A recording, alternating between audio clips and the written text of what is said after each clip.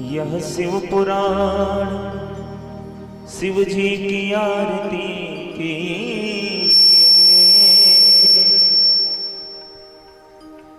शिव चरणों में ध्यान अपना दीजिए।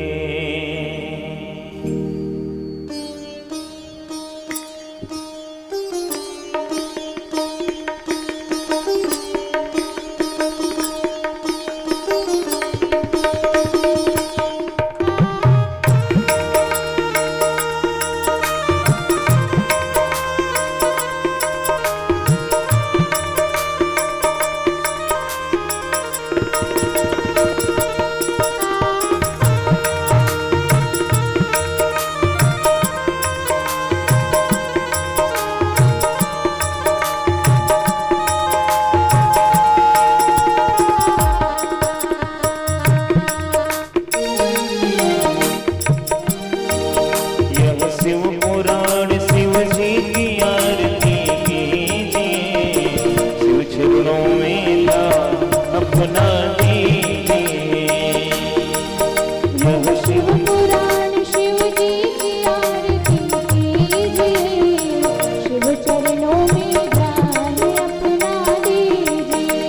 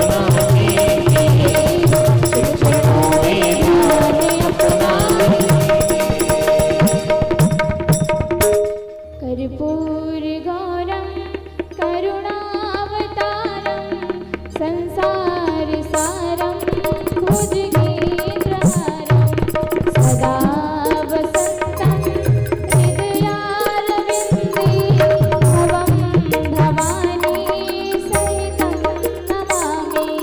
त्वमेव माता च पिता त्वमेव बन्धु च पिता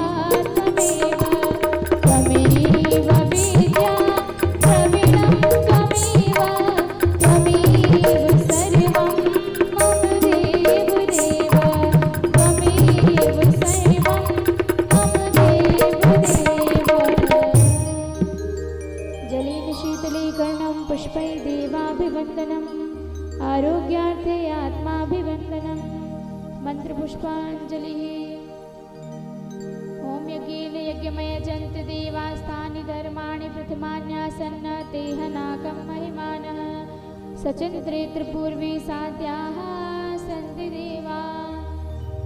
नानासुगन्धिपुष्पाणि यथा कालोद्भवानि च पुष्पाञ्जलिर्मया दत्त्वा गृहाण परमेश्वर गृहाण जगदीश्वर। मंत्रपुष्पाञ्जलिं समर्पयामि। बोले श्री शिव महापुराण की, बोले उमापति महादेव की, पवन सुत हनुमान की, सियावर रामचंद्र की, बांके बिहारी लाल की, वृंदावन बिहारी लाल की। जय जय श्री राधे। सभी भक्तजन अपने अपने स्थान पर बैठ जाएंगे और जो भी भक्तजन बाहर टहल रहे हैं आप सभी लोग अपने अपने स्थान पर आकर बैठ जाइए और बड़े ही भाव से सभी लोग शांतिपूर्वक कथा का श्रवण करिए, अपने जीवन को कृतार्थ बनाइए। श्री राधे।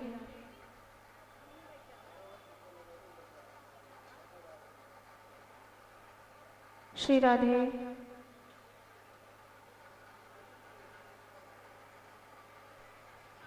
श्री राधे।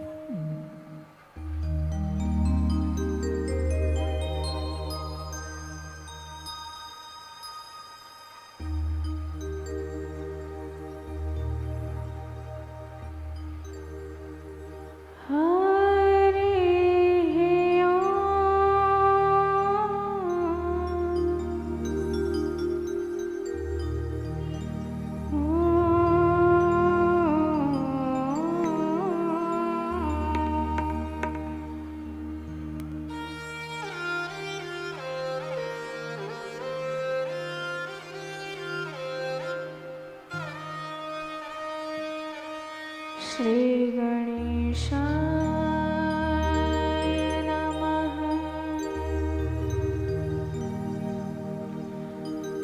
श्री सरस्वत्यै नमः। श्री गुरुचरण कमलेभ्यो नमः।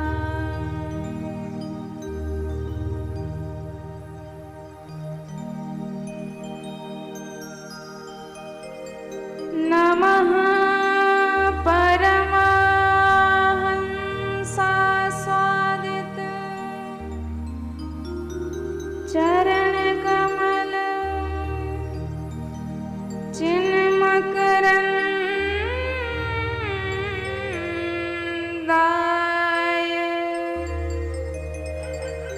भक्त जनमानस निवासाय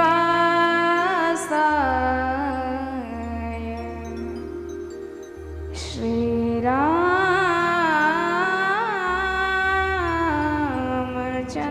रामचंद्राय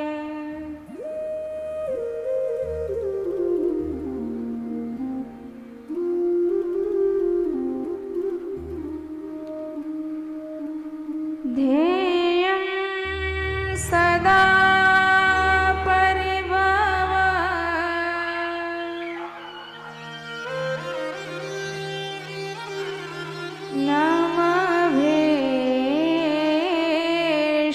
नमभीष्टदोहम्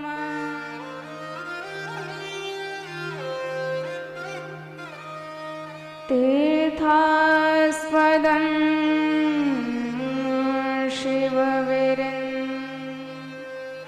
चिनोतं शरणयम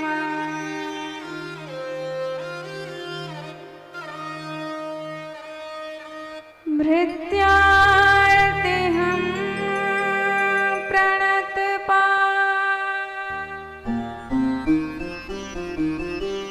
लभवा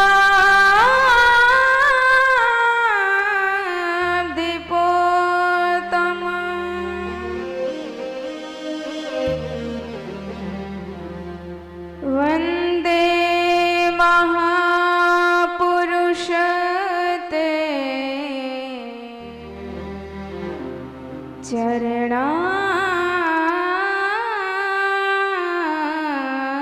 चरणारविन्दम्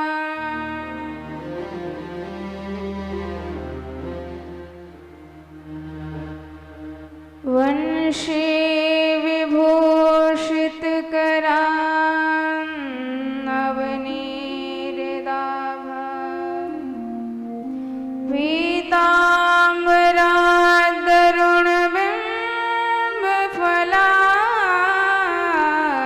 पीताम्बरादरुणबिम्बफलाधिरोष्ठा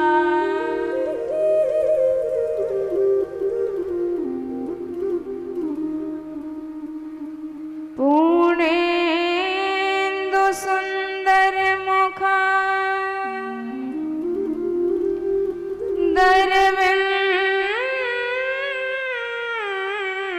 दरविन्दनेत्रा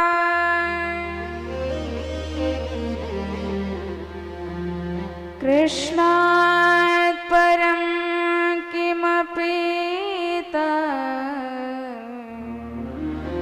त्वमहं न जाने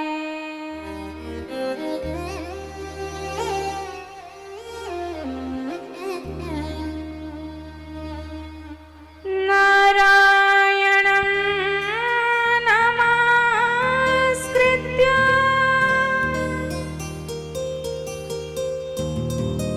नरं चैव नरोत्तमम्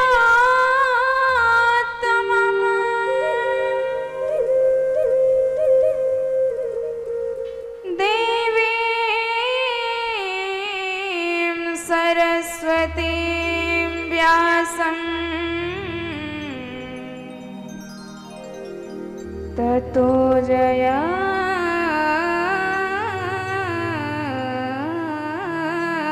जयमुदीरये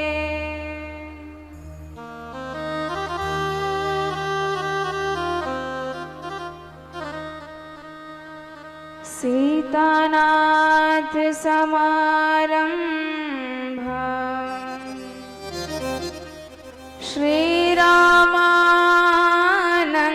श्रीरामानन्दार्य मध्यमा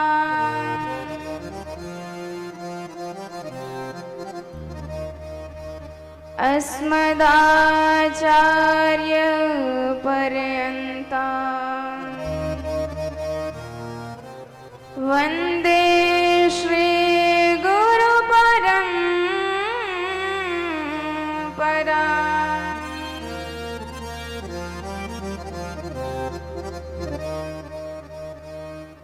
गौरांगम रसमयं नित्यम्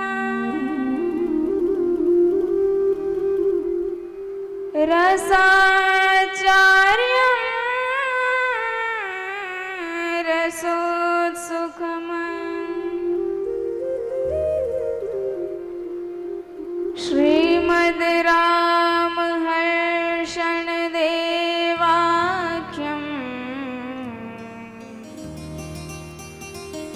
सद्गुरुं प्रणमाम्यहम्।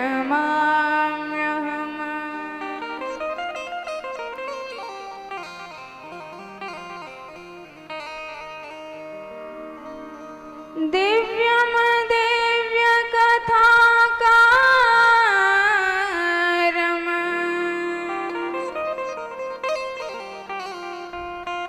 दिव्यतेज समन्वितम्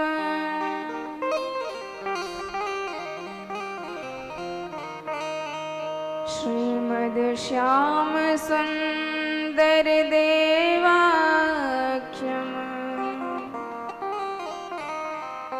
सद्गुरुं प्रणमाम्यहम्।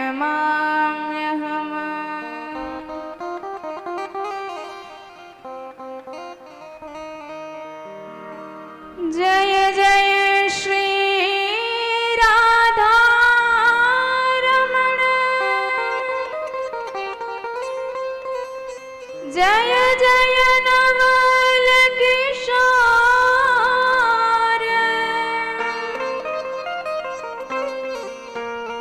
जय गोपी चित चोर प्रभु,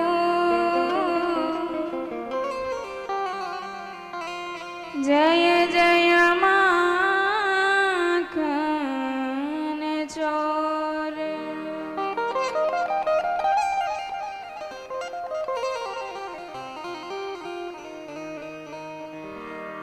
जय जय माखन चोर।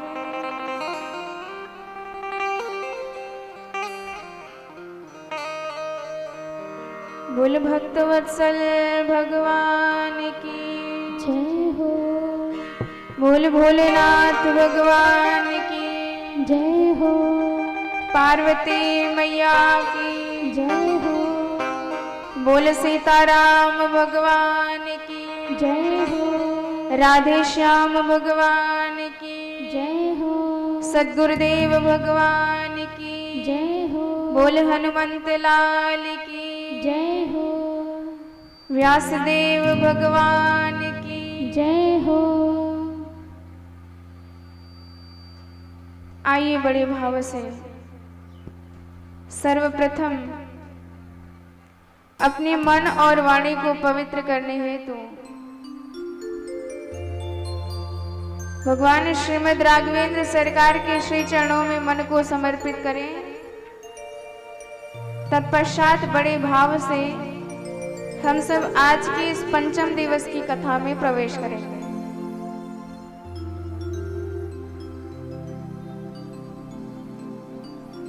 बोल भक्त वत्सल भगवान की जय हो। लुभाए जाए रे, लुभाए जाए रे,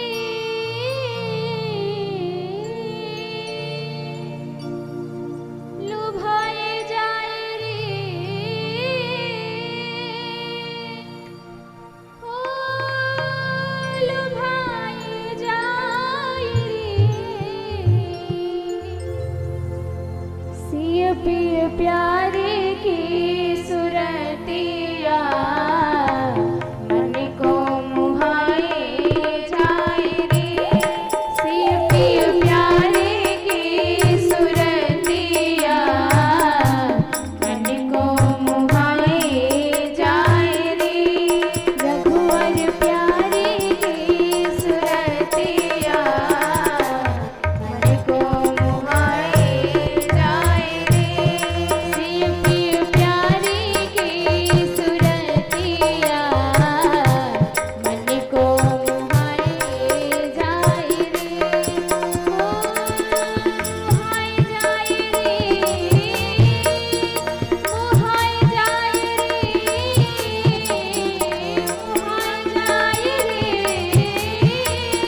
मुहाए जाए रे, मुहाए जाए रे, रघुवर प्यारे की सुरतिया मन को मुहाए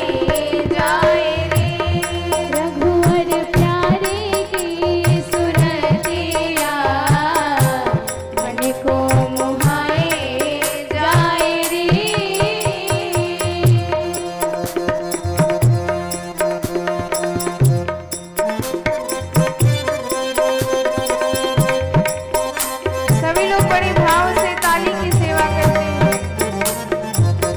बोले राजा रामचंद्र की जय हो।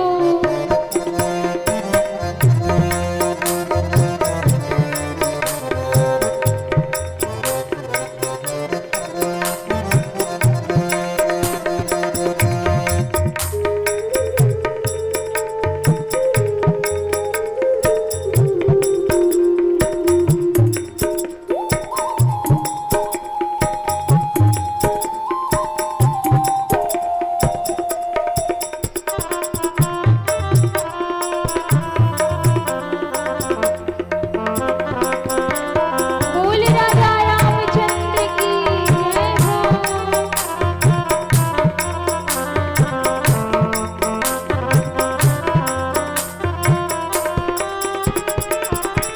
नख सीखते सर्वांग युगल छवि।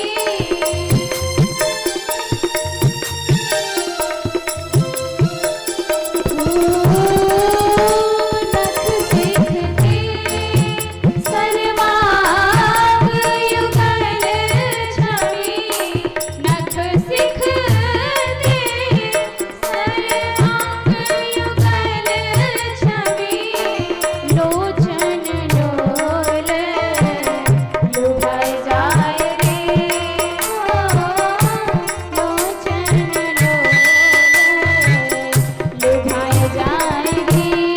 शिव के प्यारे की सुरतिया मन को मोहाए जाए रे।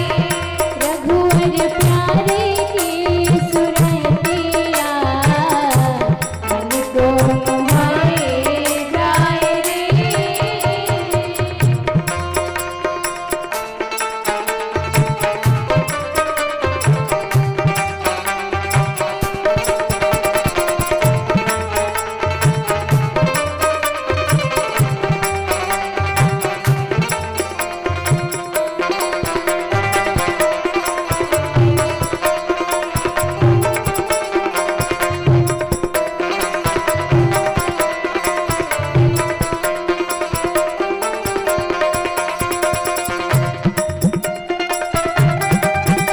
बोले भक्तवत्सल भगवान की जय हो।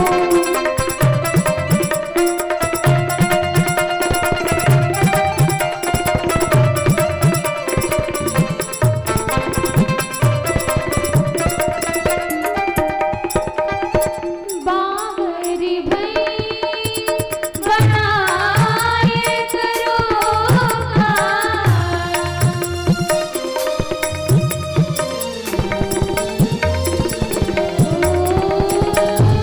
बावरी भई बनाए करो। बावरी भई बनाए करो। उर बीच कहर मचाए जाए रे। उर बीच कहर मचाए जाए रे। शिव के प्यारे की सुरतिया मन को मोहाए जाए रे। रघुवर प्यारे की सुरतिया मन को मोहाए जाए रे।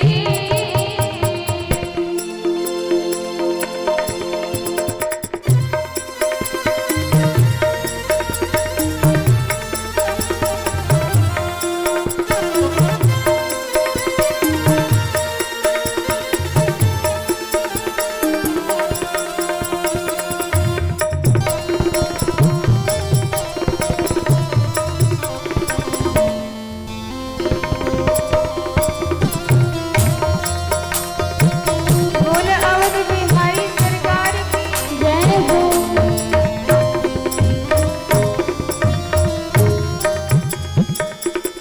नैन कटारे काट गए जग। हमारे राम जी के नैन, उनके नैनों के विषय में क्या ही कहना। वो जिनको देख लेते हैं उनके सभी भाव के पाप कट जाते हैं। और कहते हैं नैन कटाई काट गई जग, नैन कटाई काट गई जग, भव की पीर छुड़ाए जाए रे, भव की पीर छुड़ाए जाए रे,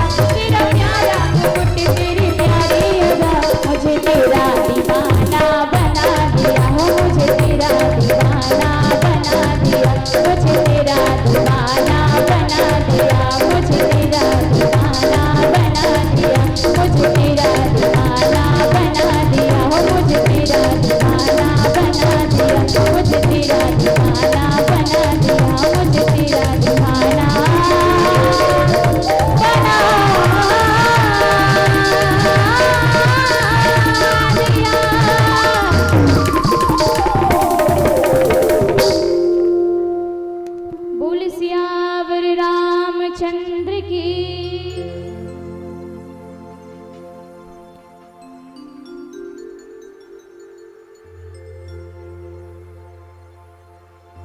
माता रामो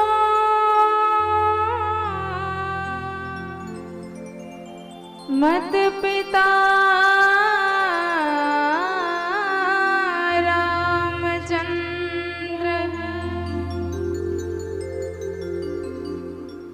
स्वामी रामो मत सखा रामचंद्र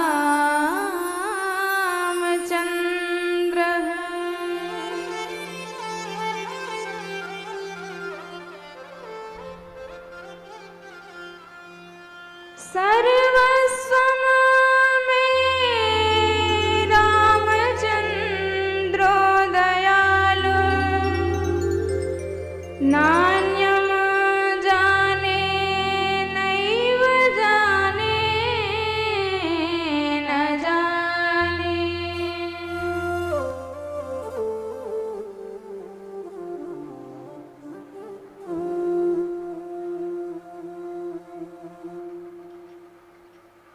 परम मंगलमय भगवत स्वरूप श्रीमद् शिव महापुराण ज्ञान यज्ञ में प्रवेश करने से पूर्व अनंत कोटि ब्रह्मांड नायक परब्रह्म परमात्मा जगदीश्वर जगन्नाथ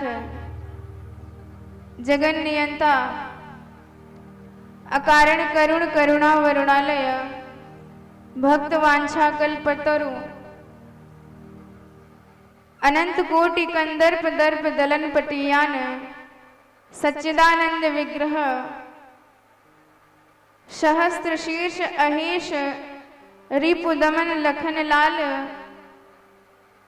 एवं हनुमंत लाल सेवित जनक नंदिनी सह सुशोभित नील वपु पीतांबर धारी भगवान श्रीमद् राघवेंद्र सरकार के श्री चरणों में बारंबार प्रणाम।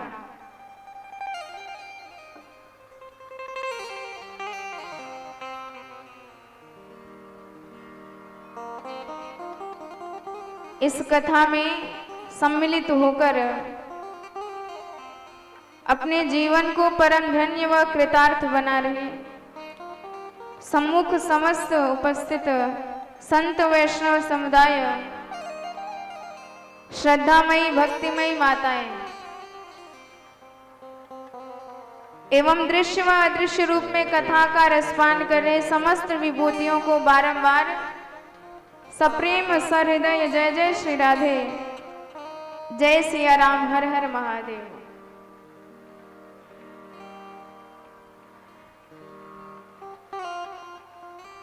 श्री कुंदौरा महादेव के पावन सानिध्य में विगत कई दिनों से चल रही इस परम मंगलमयी कथा में आज पंचम दिवस है, जिसमें देवादिदेव महादेव के दिव्य विवाह का वर्णन गौरा महारानी के साथ आप सब श्रवण करेंगे। और यह अप्राकृतिक अभौतिक अलौकिक विवाह है। यदि ध्यान से सुन लिया तो जीवन में आप कोई भी कार्य करने जा रहे हैं, कोई बाधा आ रही है तो सारी बाधा हट जाएगी। यह हमारे भगवान के विवाह गाथा श्रवण करने का प्रताप है। इसलिए कथा तो हमेशा सुननी चाहिए, क्योंकि कथा कभी भी कोई हानि नहीं करती बल्कि लाभ ही लाभ करती है। और इतना लाभ करती है कि शब्दों में वर्णन नहीं किया जा सकता उस अनंत लाभ का। और ऐसी महादेव की मंगलमयी कथा हमारे भोलेनाथ को जब कथा सुननी होती है तो भोलेनाथ अपना धाम छोड़ के धराधाम पे आते हैं। देवताओं को जब कथा सुननी होती है तो स्वर्ग लोग छोड़ के तब धरती पर आते हैं। तो बताइए हम कितने सौभाग्यशाली हैं, किसी धरती के हम निवासी हैं, इसी धरती पर हमारा वास है और दिव्य भारत माता भारत भूमि में हम सब निवास करते हैं।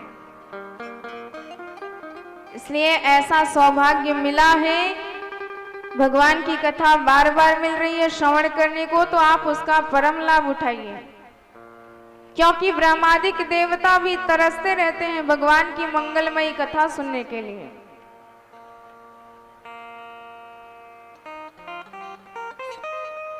स्वर्गे सत्ये च कैलाशे वैकुंठे नास्त्ययं रसम् अतः पिबन्तु सद्भाग्या मामुञ्चत कर्हिचित्।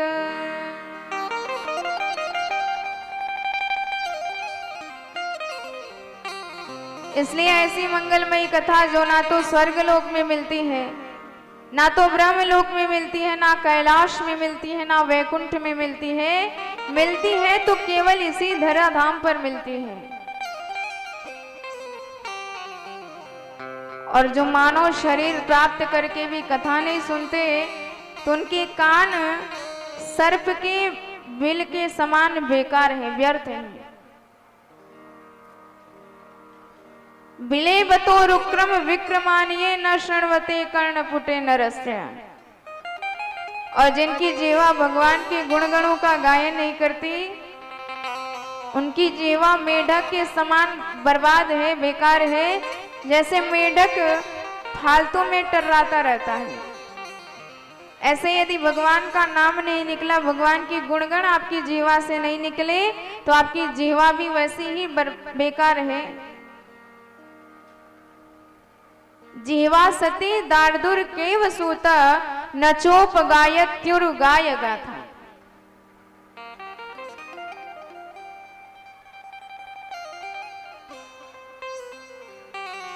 ते जन्म बाजह खलु जीव लोके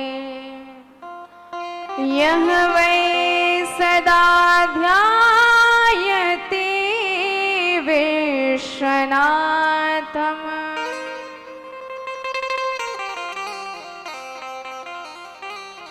वाणी गुणास्तुते कथां शृणोति श्रोत्रद्वयं ते भवमोतरन्ते।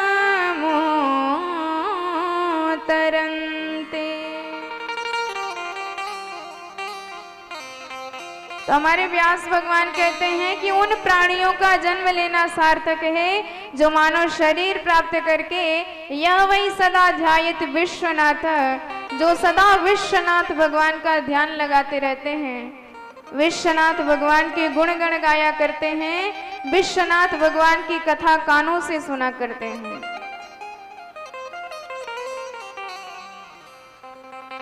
देखिए, इस जगत में यदि कुछ देखने योग्य है, कुछ गाने योग्य है, कुछ कहने योग्य है, तो वो है भगवान का स्वरूप और भगवान की लीला।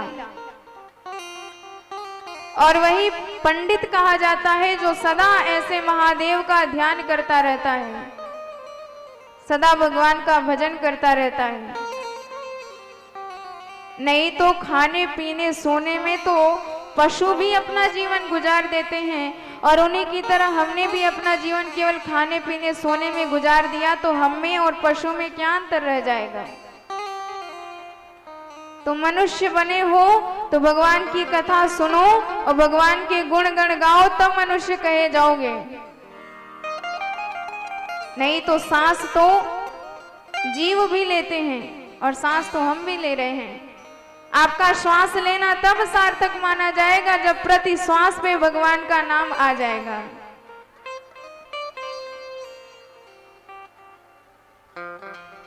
श्वास श्वास पर नाम भज वृथा श्वास जनी खोया,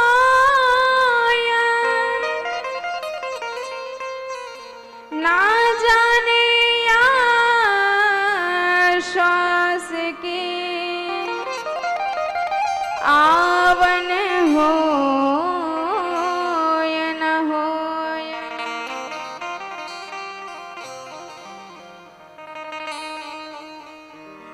तो आपका श्वास लेना तभी सार्थक माना जाएगा जब हर श्वास में भगवान का नाम आएगा। तो यही संकल्प बनाएंगे। यदि ध्यान लगाना है तो महादेव का ध्यान लगाएंगे, यदि कुछ बोलना भी है, वाणी से कहना भी है, गाना भी है, तो भगवान के गुणगण गाएंगे। कायेन मनसा वाचा यह शंकर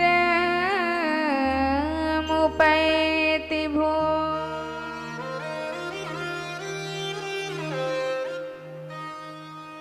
सपंडित इति ज्ञेयम् सजीवन मुक्त उच्यते।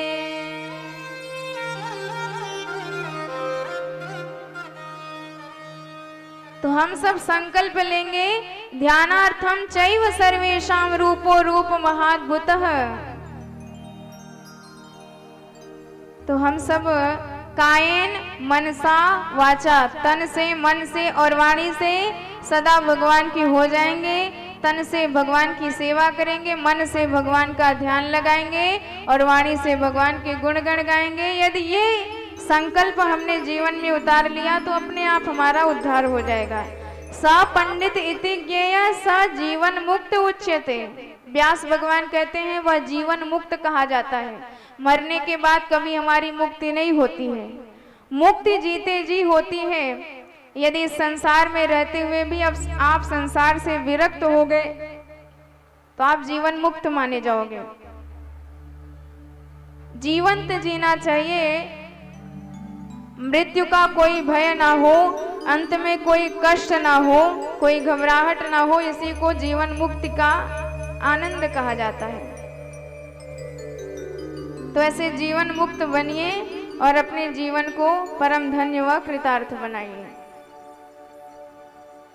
तो कल आपने श्रवण किया सती आख्यान, जिसमें सती मैया ने सच्चिदानंद भगवान श्री राम की सत्ता पर प्रश्नवाचक चिन्ह खड़े कर दिए। मानने को ही नहीं तैयार थी भगवान को, तो भगवान को नहीं मानने को तैयार थी।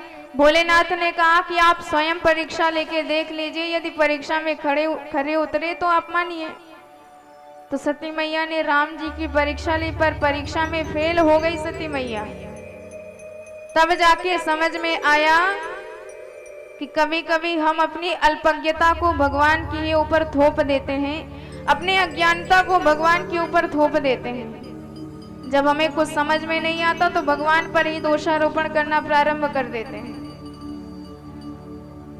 तो चूंकि राम जी की परीक्षा ली है, भगवान भोलेनाथ से कपट किया सती मैया ने, तो भगवान भोलेनाथ ने उनका त्याग कर दिया। उस जन्म में उन्हें कभी स्वीकार नहीं किया पत्नी के रूप में। पुनः माता को दूसरा शरीर धारण करना पड़ा। तो यही बात हमारे गोस्वामी तुलसीदास जी भी कहते हैं कि कभी भी प्रेम में कपट नहीं करना चाहिए और अविश्वास नहीं करना चाहिए।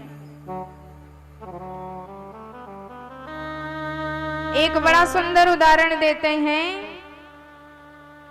कि जब दूध में पानी मिलाया जाता है तो वैसे तो पानी की कोई कीमत नहीं होती, पर जब दूध में मिश्र कर दिया जाता है, मिला दिया जाता है, तो फिर वही जल दूध के भाव बिकने लग जाता है। दूध मूल्यवान है, रत्न है, दिव्य है। तो जब वह जल उसी दूध में मिल जाता है तो वह भी मूल्यवान हो जाता है, रत्न हो जाता है, दिव्य हो जाता है, उसकी भी कीमत लगने लगती है। जल पय सरिस विकाई, देखो प्रीत की रीत भली। पर बिलग होई रस जाहि कपट खटाई परत पुनि। तो जरा इनकी मित्रता पर, इनके प्रेम पर आप एक क्षण विचार कीजिए कि जल को जब दूध से मिलाया गया तो इतना प्रेम, इतनी मित्रता कि दूध ने अपना स्वरूप उस जल को प्रदान कर दिया, दूध के भाव में बिकने लगा। पर आज जब उसी दूध पर संकट आया, दूध को अग्नि पर रखी गई और दूध खौलने लगा, ताप से संतप्त हो गया। और जल ने जैसे ही देखा कि दूध जल रहा है, ताप से संतप्त हो रहा है, तो उसने विचार किया कि जिसने मुझे अपना रूप प्रदान किया, मेरी कोई कीमत नहीं थी, पर मुझे इतना कीमती बनाया, इतना मूल्यवान बनाया, आज जब उस पर संकट आया तो मैं बैठे बैठे कैसे देखता रह सकता हूँ। तो उसने कहा कि मैं भी त्याग करूंगा, मैं जल जाऊंगा, मैं मर मिटूंगा, पर जिसने मुझे इतना कीमती बनाया है उसे कभी भी संकट में अकेला पड़ा नहीं छोड़ूंगा। तो जल जलने लगा, पर दूध ने देखा कि जिसे मैंने इतना कीमती बनाया, जिससे मैं इतना प्रेम करता हूँ, आज उसने अपनी मित्रता निभाई, आज मेरे लिए अपना त्याग कर रहा है, जल रहा है, मर रहा है, संतप्त हो रहा है। देखिए ताली दोनों हाथों से बजती है, एक तरफ से प्रेम नहीं होता, दोनों तरफ से होना चाहिए। मित्रता दोनों तरफ से ही हो सकती है। तो दूध ने कहा कि मेरा मित्र जले इससे पहले मैं ही नष्ट हो जाता हूं। तो क्या हुआ, दूध में उफान आने लगे। अब जैसे ही दूध में उफान आया, किसी ने देखा तो तुरंत जल के छींटे मार दिए, शीतल जल का छींटा पड़ा, दूध नीचे हो गया। प्रायः ऐसा माताएं करती हैं, जब दूध उफनने लग जाता है तो जल का छींटा दिया जाता है। तो जल का छींटा दिया गया, दूध नीचे हो गया। कहने का तात्पर्य सिर्फ इतना है कि इतना गहरा प्रेम, इतना घनिष्ठ संबंध कि एक दूसरे के लिए प्राण तक देने को तैयार थे। वही दूध और जल। पर आज क्या हुआ, किसी ने उसी में खटाई डाल दी, और जरा सा दूध में खटाई डाल दो तो दूध फट जाता है। जल अलग, दूध अलग, और ऐसा फटा कि दुनिया में कोई शक्ति नहीं है जो फिर से इन्हें एक कर सके। तो ठीक इसी प्रकार जीवन में किसी से प्रेम किया है तो कभी भी अविश्वास और कपट मत करना, नहीं तो कपट की एक बार खटाई पड़ गई तो वह प्रेम ऐसा विलग हो जाएगा कि दुनिया की कोई शक्ति उसको एक नहीं कर सकती है। रहीमन धागा प्रेम का मत तोड़े चटकाय, तोड़े से फिर ना जुड़े, जुड़े गांठ पड़ जाए। एक बार प्रेम की रस्सी टूट गई, धागा टूट गया तो फिर जुड़ेगा जरूर, पर एक गांठ लग जाएगी, और वह गांठ अलग से ही चमकती रहेगी कि इसने हमें इस दिन ये कहा था। तो समन्वय करके चलना चाहिए, विश्वास करके चलना चाहिए। पर सती मैया ने यहीं पर गड़बड़ कर दी। प्रेम तो खूब किया पर विश्वास नहीं कर पाई, कपट कर दिया भोलेनाथ से। तो भोलेनाथ ने कहा, जो ना मेरे राम का सोना मेरे काम का, मैं राम जी का दास हूँ और राम जी से जरूरी मेरे लिए कुछ नहीं है इस जीवन में। अर्धांगिनी तक का त्याग कर दिया भोलेनाथ ने, इतने राम के दीवाने हैं। देखिए इससे हमें यही शिक्षा मिलती है कि जैसे भोलेनाथ ने भगवान को हृदय में सबसे ऊंचा स्थान दिया है, ऐसे ही हमें भी भगवान को हृदय में सबसे ऊंचा और प्राथमिक स्थान देना चाहिए। पर हम क्या करते हैं, जगत को ऊंचा स्थान दे देते हैं, प्राथमिक स्थान दे देते हैं और भगवान को गौड़ कर देते हैं। दुनिया में हर चीज जरूरी है, पर भगवान से भी कुछ चीज जरूरी हो जाए ऐसा दुनिया में कुछ नहीं हो सकता है। भगवान हमारे लिए सबसे प्रथम होने चाहिए और सबसे ज्यादा जरूरी होने चाहिए। यह बात हमारे भोलेनाथ अपने दिव्य चरित्र से समझाते हैं।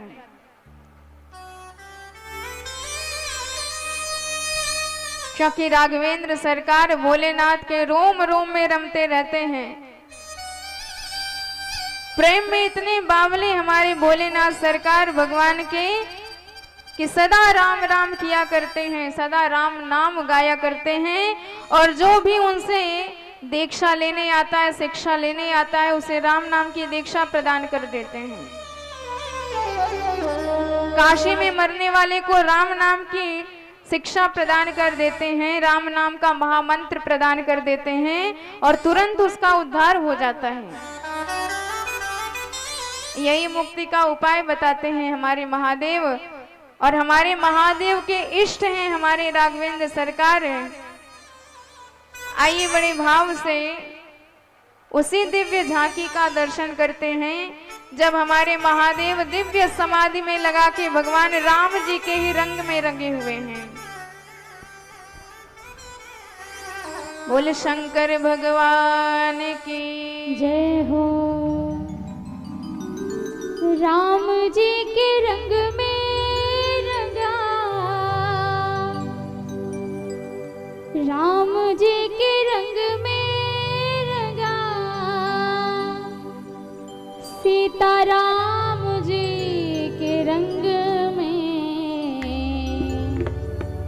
तन रंगा मेरा मन रंगा, तन रंगा मेरा मन रंगा, तन रंगा मेरा मन रंगा, तन रंगा मेरा मन रंगा, तन रंगा मेरा मन रंगा, इस रंग में अंग अंग रंगा। राम जी के रंग में रंगा, राम जी के रंग में, सीता राम जी के रंग में। तन रंगा मेरा मन रंगा,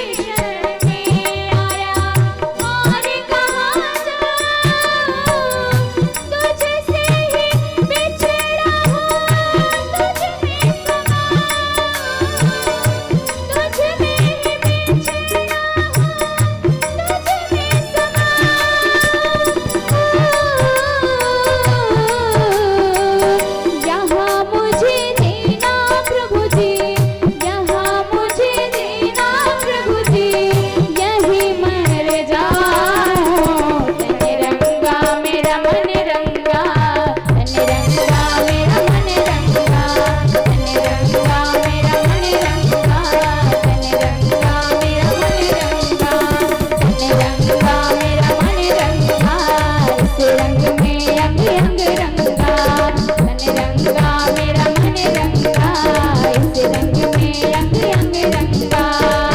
राम जी के रंग में सीता, राम जी के रंग में सीता, राम जी के रंग में तन रंगा मेरा मन रंगा, इस रंग में अंग अंग रंगा।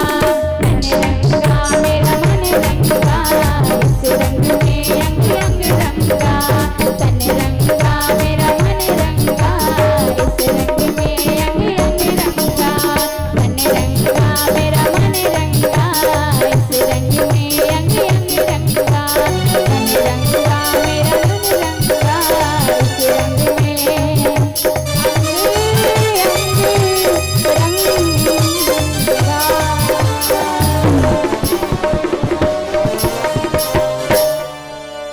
बोले भक्त वत्सल भगवान की जय हो। तो इस प्रकार हमारे भोले बाबा के सर्वस्व हैं श्री राघवेंद्र सरकार। और जो भी राम जी का विरोध करता है फिर वह सबसे पहले भगवान भोलेनाथ का दोषी होता है, भगवान भोलेनाथ का अपराधी बन जाता है। स्वयं शिव जी अपने मुखार बिंदों से कहते हैं कि जो भी मेरा ही भक्त यदि मेरे राम जी का विरोध करता है तो वह तब तक नरक में निवास करता है जब तक सूर्य और चंद्रमा रहेंगे। रुद्र भक्तो नरोयस्तो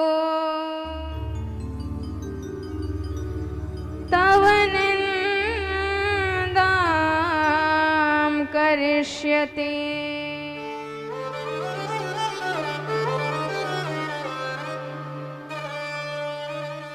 तावु भो नरकायातो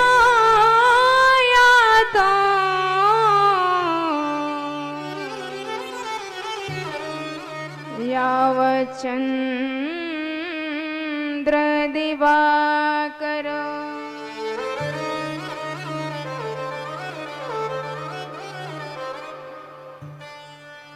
इस प्रकार भोले बाबा ने सती मैया का त्याग कर दिया।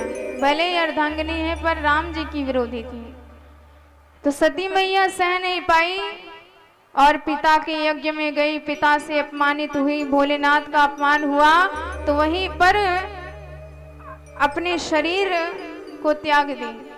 और जब हमारे भोलेनाथ को पता चला तब प्रभु क्रोधित हुए और वीरभद्र को भेजा, सारे दक्ष के यज्ञ को नष्ट करा दिया।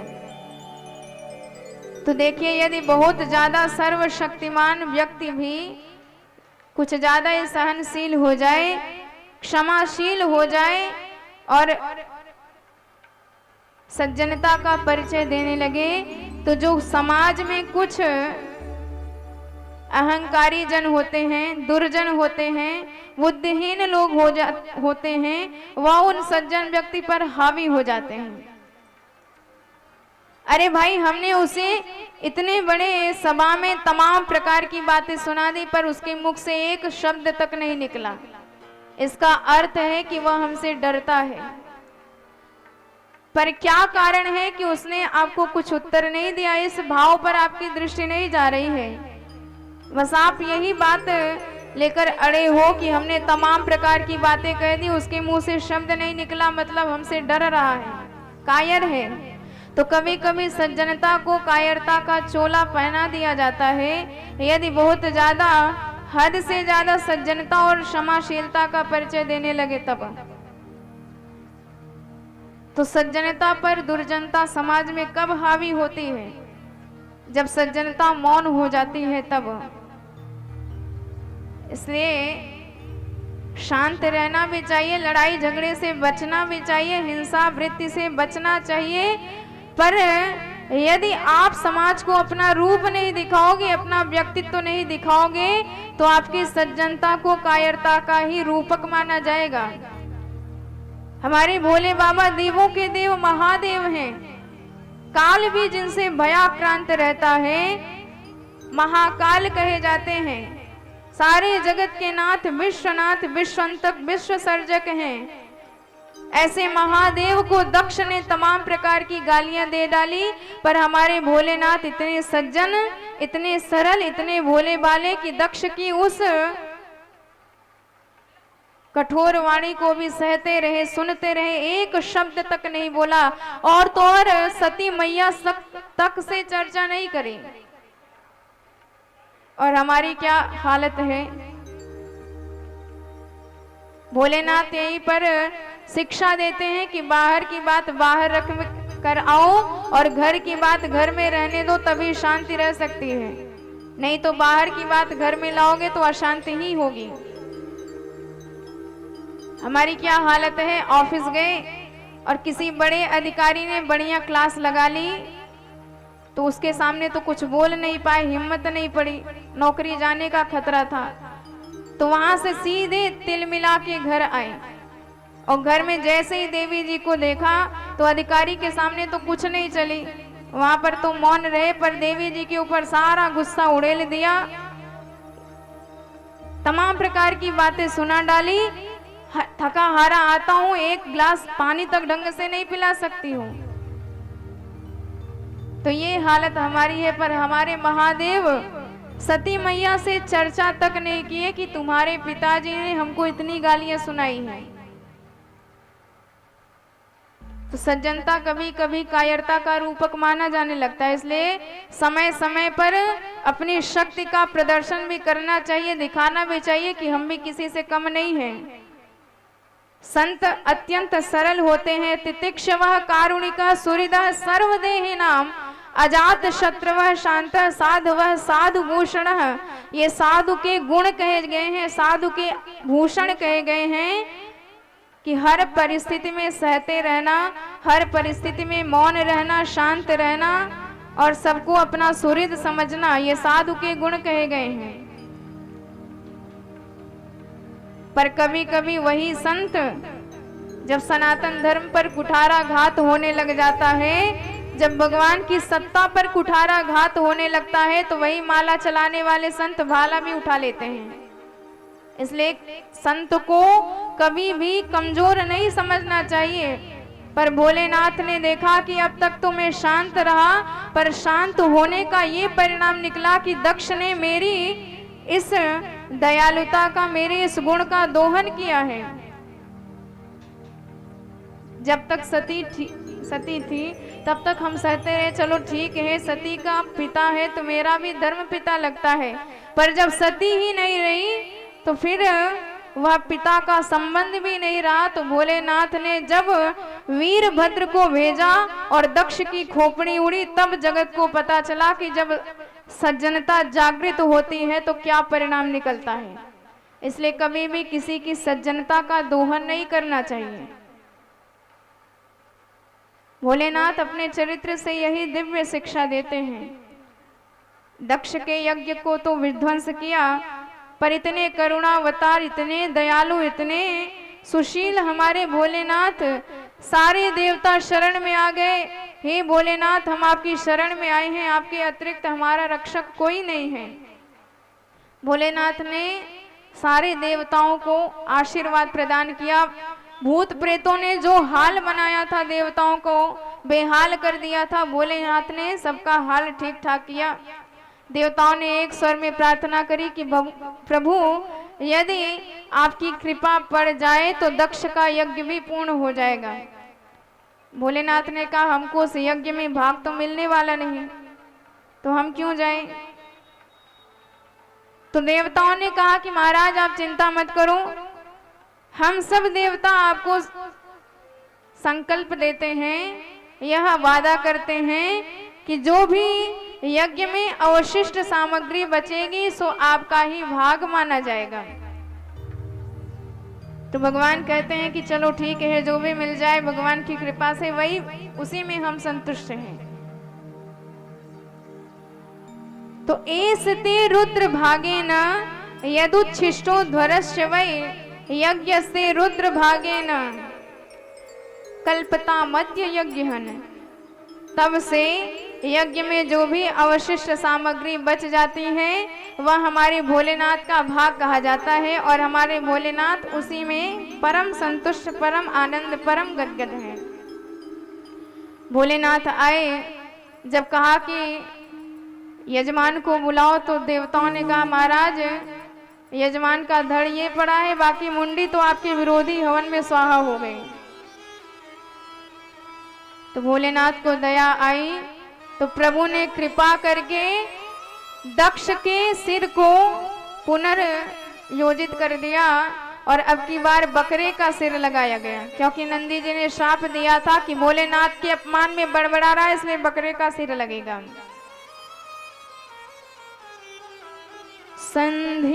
संधेयमाने शिर से शंभो सदृष्टिवीक्षितः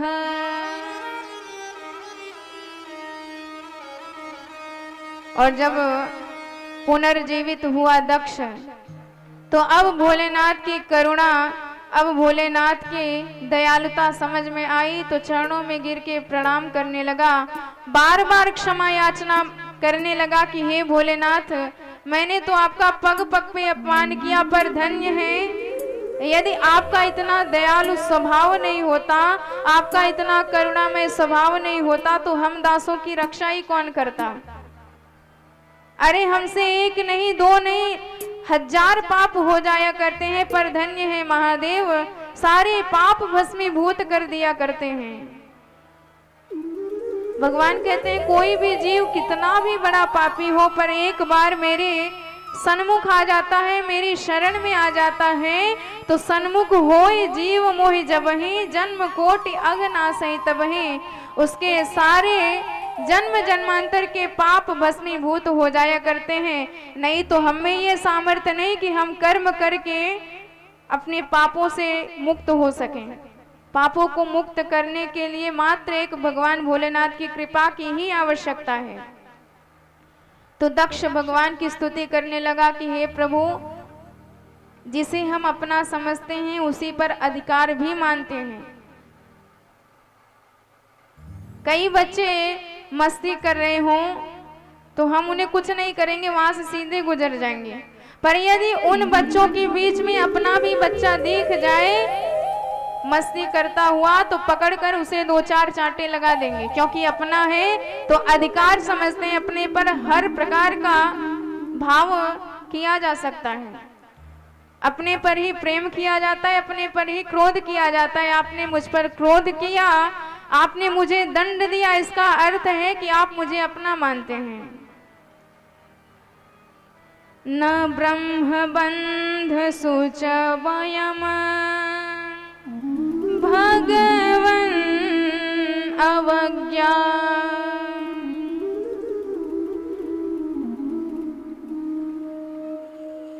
तुभ्यम हरेश कृत एव धृतम व्रतेषु। इस प्रकार भगवान की खूब स्तुति की है दक्ष जी महाराज और भगवान ने उनके यज्ञ को पूर्ण किया। तो इस प्रकार वही सती मैया जो राम जी को मानने तक को तैयार नहीं थी, पर देख लिया कि राम जी को ना मानने का क्या परिणाम निकलता है, तो फिर पुनर्जन्म जब उनका हुआ हिमाचल के घर में तो मैना और हिमाचल की पुत्री बन के पार्वती के रूप में प्रकट हुई। बोल पार्वती मैया की जय हो। अच्छा कभी कभी ऐसी बात भी आ जाती है कि हम और किसी पर तो संदेह नहीं करेंगे पर भगवान की सत्ता में जरूर संदेह प्रश्नवाचक चिन्ह खड़े कर देंगे, पर जब तक 2-4 थप्पड़ ना लगे तब तक हमारी बुद्धि भी नहीं खुलती, समझ में नहीं आता है। सती मैया का ये हाल हुआ, भगवान ने परित्याग कर दिया, इतना विरह का दुख हुआ, तब जाके इन्हें समझ में आया कि यदि राम जी को मान ली होती तो आज ये दुख मेरे जीवन में नहीं आता। अच्छा कई लोग पहुंच भी जाते हैं संतों के पास कि आप जिन भगवान के नाम की इतनी महिमा गाते रहते हो उन भगवान को कभी देखा ही है कि केवल गाते ही रहते हो, कपोल कल्पना। तो एक संत के पास एक व्यक्ति गया, वो अभी तर्क करने लगा भगवान के विषय में, भगवान ऐसे क्यों वैसा क्यों, तमाम प्रकार के तर्क करने लगा भगवत विषय में।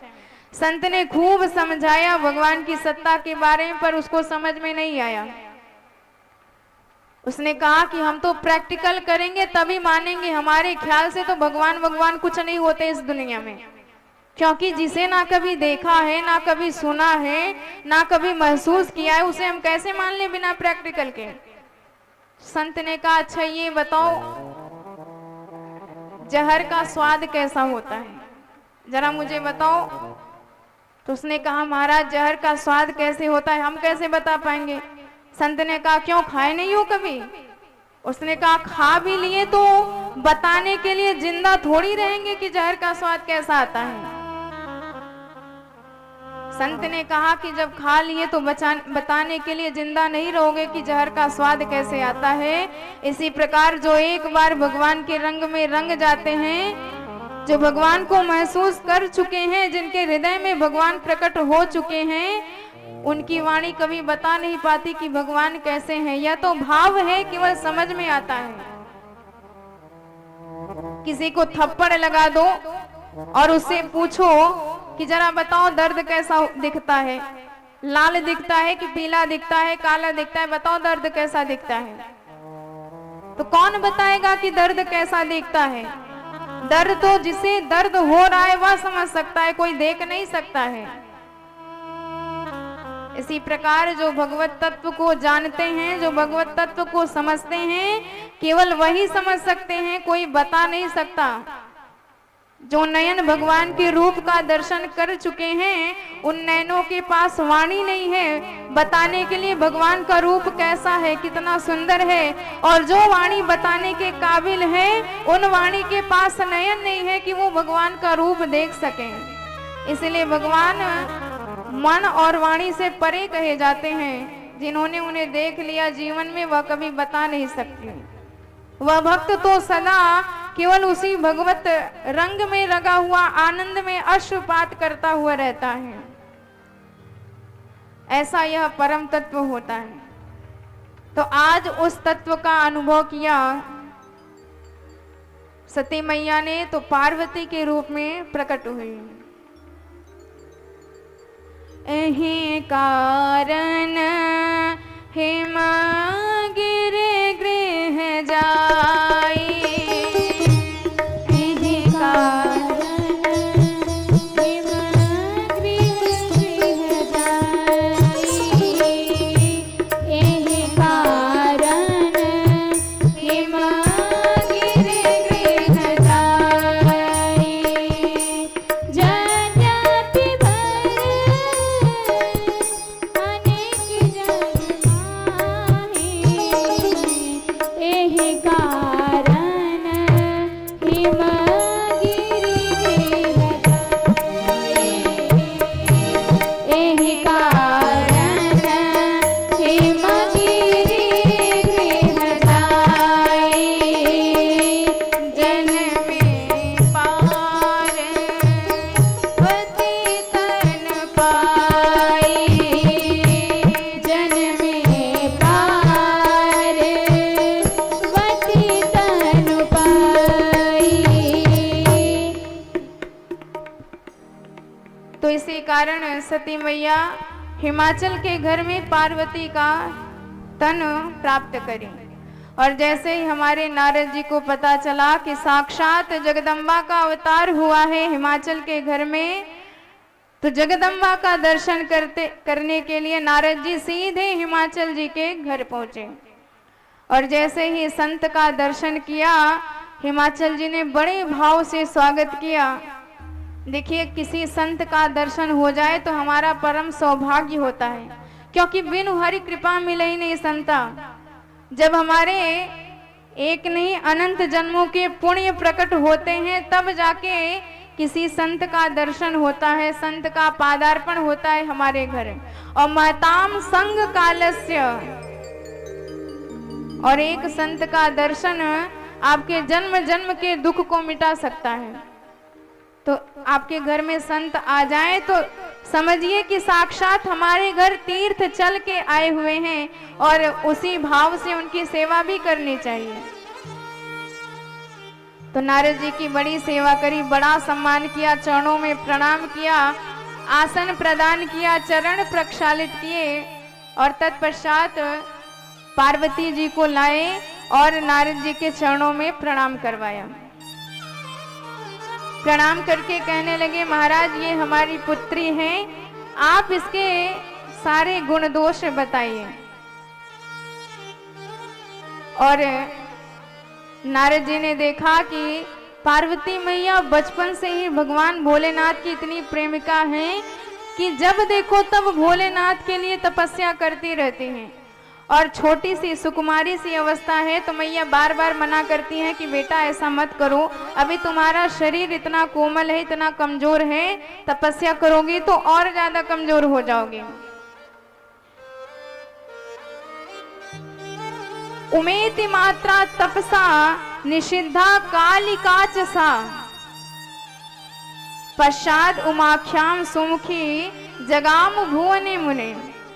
तो माँ बार बार कहती है कि वैसा मत करो और उनका नाम ही पड़ गया उमा।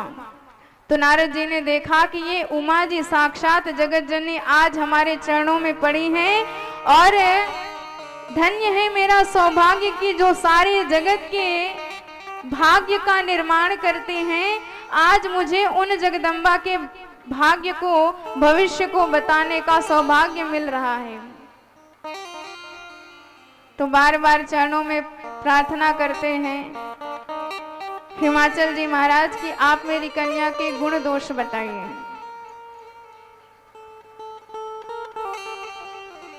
मत्सुता जातकं ब्रूहि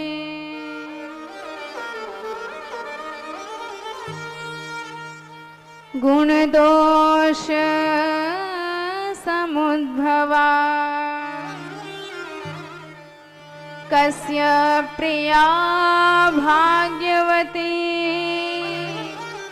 भविष्यति सुता मम।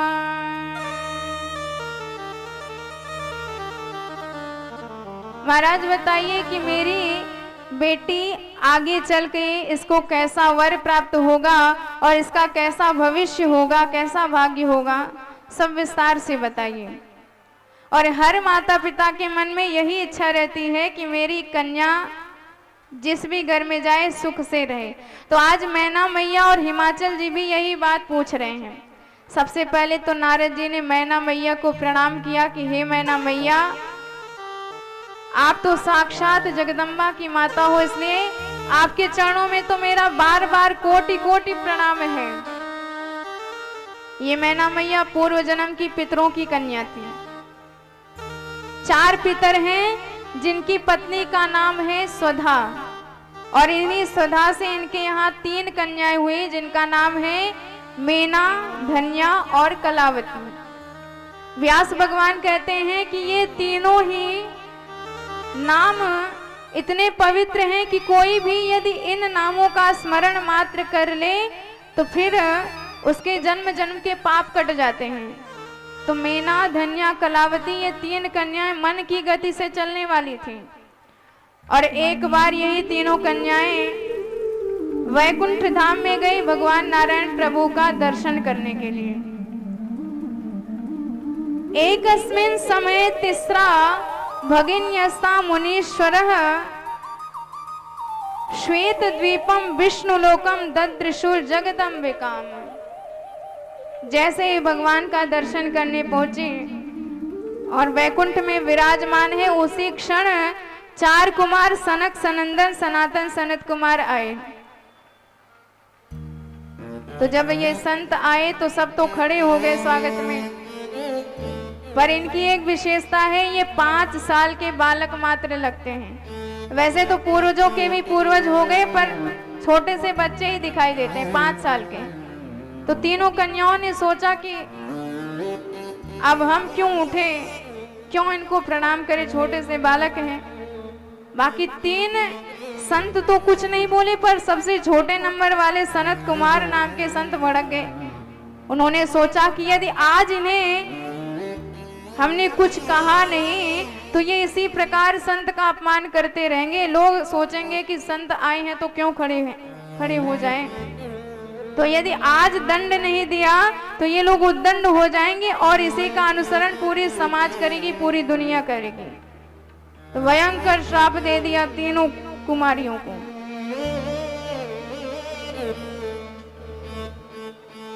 अभ्युत्थानम कृतम नो यो नमस्कारोपि गर्विता मोहिता नर भावत्वात् स्वर्गात् दूरा भवन्तु ही। श्राप दे दिया कि तुम लोग मनुष्य बुद्धि की इतनी तुच्छ बुद्धि की हो कि संत को प्रणाम तक नहीं करना जानते, अभिमान के मारे बैठी हो। जाओ मैं श्राप देता हूं कि तुम सब इस परम धाम से नीचे मनुष्य जन्म में अवतार लोगी, मनुष्य लोक में तुम लोगों का जन्म होगा। अब तीनों कुमारियां चरणों में गिरी। संत ने कहा कि ठीक है, अब श्राप दे दिया है, श्राप तो वापस नहीं हो सकता, पर इतना आशीर्वाद जरूर देते हैं कि तुम तीनों ही साक्षात जगदम्बा की माता बनोगी। ये जो सबसे पहली कुमारी है मेना नाम की, यह साक्षात हिमाचल महाराज की पत्नी बनेगी, जिसके यहाँ साक्षात भगवान शिव प्रिया का आविर्भाव होगा। और ये जो दूसरी नंबर की कुमारी है धन्या, यह त्रेता युग में महाराज जनक जी के यहाँ उनकी पत्नी सुनैना के रूप में अवतार लेगी, जिनके यहाँ साक्षात भगवती महामाया भगवान राम जी की अर्धांगिनी राम प्रिया श्री सीता जी का अवतार होगा। और ये जो तीसरी कुमारी है कलावती, यह द्वापर युग में वृषभानु महाराज के यहाँ कीर्ति नाम की स्त्री बन के पैदा होगी, उनकी पत्नी बनेगी, जिनके यहाँ साक्षात भगवान की आह्लादनी शक्ति महामाया श्री राधा जी का अवतार होगा। तो इसी प्रकार आज वह सौभाग्य हमारी मैना मैया को प्राप्त हुआ कि साक्षात जगदम्बा उनकी पुत्री के रूप में अवतरित हुई हैं। और जैसे ही नारद जी को देखा, पार्वती मैया ने चरणों में प्रणाम किया कि ये साक्षात संत सद्गुरु हैं, और संत सद्गुरु की ही कृपा से भगवान से मिला जा सकता है, नहीं तो हम में वह सामर्थ्य नहीं कि हम अपने बल पर अपने शक्ति से भगवान से मिल पाए। इतना तक कहा गया है कि यदि साक्षात ब्रह्मा विष्णु महेश भी चाहें तब भी आपका उद्धार नहीं हो सकता, कल्याण नहीं हो सकता है। चाहे जितना प्रयास करो, चाहे जितना आप पढ़ लिख के बुद्धिमान हो जाओ, पर जब तक गुरुदेव के चरणों में रति नहीं है, गुरुदेव के चरणों में विश्वास नहीं है, प्रेम नहीं है, प्रीति नहीं है, तब तक हमारा उद्धार किसी कल्प में नहीं होने वाला है। भगवान से और जीव से मिलने में जो मध्यस्थता का निर्माण करता है वह है संत सद्गुरुदेव। इसलिए यदि आपको भगवान के नाम का जप भी करना है तो बिना गुरुदेव की आज्ञा के नहीं करना चाहिए, और जब तक आप गुरु से दीक्षित ना हो जाए विधिवत, तब तक आपका वह मंत्र फलदायी भी नहीं होता है, निष्प्राण हो जाता है। और जब वही गुरुदेव के द्वारा मंत्र हमें दिया जाता है, प्रदान किया जाता है, तो वह मंत्र तारक हो जाता है, उद्धारक हो जाता है और भवत्राता बन जाता है। इसलिए आइए बड़े भाव से एक बार श्री गुरुदेव भगवान के चरणारविंदों में मन को समर्पित करें, तत्पश्चात कथा में हम सब प्रवेश करेंगे। बोल गुरुदेव भगवान की जय हो। अघियन अघ हरन देव, अघियन अघ हरन देव, सद्गुरु सुखकारी। अघियन अघ हरन देव, अघियन अघ हरन देव, सद्गुरु सुखकारी। अघियन अघ हरन देव, अघियन अघ हरन देव, सद्गुरु सुखकारी। सद्गुरु सुखकारी। अघियन अघ हरन देव, आरत हर हर कृपाल। प्रभु कृपाल, दीन बंधु प्रणत पाल। आरत हर प्रभु कृपाल, दीन बंधु प्रणत पाल। आरत हर प्रभु कृपाल, दीन बंधु प्रणत पाल। सुधा सिंधु जनहि बोल, सुधा सिंधु जनहि बोल। अभय करण हारे, अभियन अग हरन देव, अभियन अग हरन देव। सद्गुरु सुखकारी, अभियन अग हरन देव, अभियन अग हरन देव। सद्गुरु सुखकारी, अभियन अग हरन देव।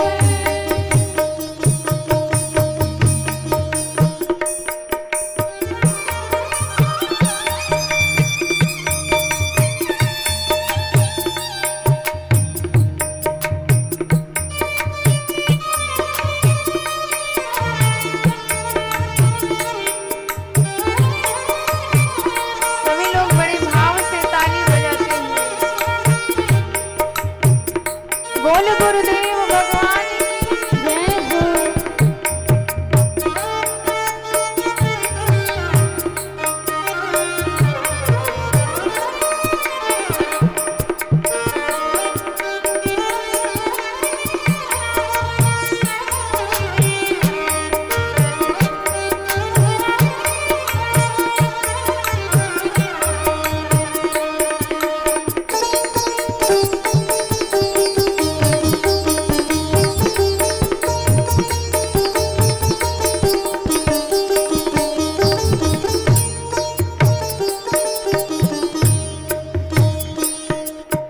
मंत्र तारक भानु समा, दई हर हिय घोर तमा। मंत्र तारक भानु समा, दई हर हिय घोर तमा। मंत्र तारक भानु समा, दई हर हिय घोर तमा। ज्ञान ज्योति परम छाय, ज्ञान ज्योति परम छाय। जनहित कारी, अभियन अग हरन देव, अभियन अग हरन देव। सद्गुरु सुखकारी, अभियन अग हरन देव। सद्गुरु सुखकारी, अभियन अग हरन देव।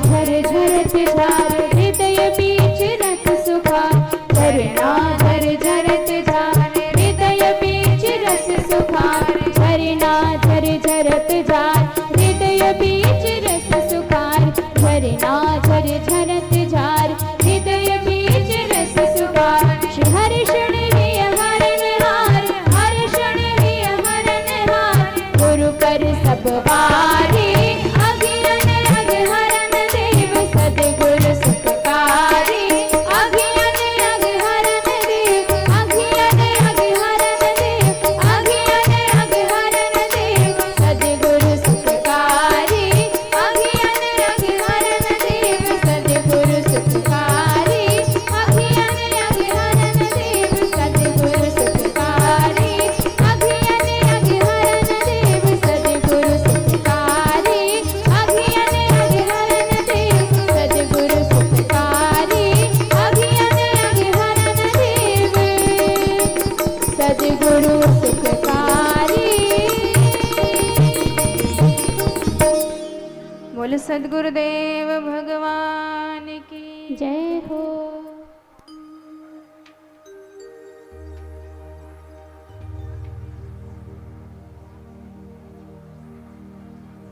तो इस प्रकार पार्वती जी ने नारद जी के चरणों में प्रणाम किया। अब नारद जी ने पार्वती जी की हस्त रेखा देखी तो हिमालय जी के सामने पार्वती जी के भविष्य का वर्णन करना प्रारंभ किया। देखो पहले अच्छी अच्छी बातें बताई। पहले तो पार्वती जी के गुण बताए कि पार्वती जी में क्या क्या गुण हैं, आगे चल के कैसी होंगी। तो कहते हैं कि महाराज आपका तो सौभाग्य है, आपके यहाँ साक्षात जगत जननी जगदम्बा अवतरित होके आई हैं। साक्षात सारे जगत की माता प्रकट हुई है कन्या के रूप में। महाराज इनका तो भाग्य ऐसा कहता है कि जिनकी पत्नी बनेंगी वह अविनाशी होगा और ये सदा सुख से रहेंगी। और तो संसार में इनका इतना यश फैलेगा, इतनी कीर्ति फैलेगी कि सारी जगत की पतिव्रताएं इनका स्मरण करके तब अपनी पातिव्रत धर्म की रक्षा करेंगे। पतिव्रताओं में शिरोमणि आपकी कन्या होगी, सारे जगत में इसकी कीर्ति होगी। और एहिते जस पै पितु माता, और इन्हीं की वजह से आपका भी यश, आपका भी सुयश चारों दिशाओं में अंकित होगा।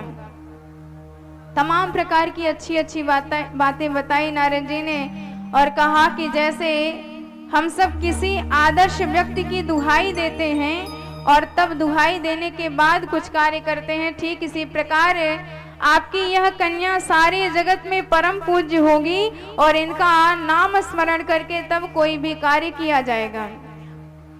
होई ही पूज्य सकल जग माही, सारे जगत में पूज्य होंगी। तमाम प्रकार की सुंदर सुंदर बातें बताई और उसके बाद नारद जी ने कहा कि सुनो जे अब अवगुण दुई चारी। अब महाराज सुनिए जो आपकी कन्या में दो चार दोष हैं। तो देखिए जब दोष का नाम लिया तो हिमाचल जी और मैना मैया के तो हृदय कांप गए। प्रायः संतान से सब इतना प्रेम करते हैं कि यदि कुछ भी कष्ट की बात कह दो तो पहले ही माता पिता का हृदय कंपन करने लग जाता है। और नारद जी भी पहले अच्छे गुण बताते हैं तब दोष बताते हैं। और ठीक इसी प्रकार यदि आप किसी का हाथ देखो और हाथ देखते ही सीधे एक्सीडेंट बता दो तो बेचारा कितना घबरा जाएगा। तो पहले अच्छी अच्छी बातें बतानी चाहिए, तब जाके जो दोष हैं आप उनको एकदम हल्के से बताइए। महाराज कुछ बात नहीं है, बस थोड़ी सी बात है, ऐसा ऐसा उपाय आप कर लेंगे तो एकदम ठीक हो जाएगा।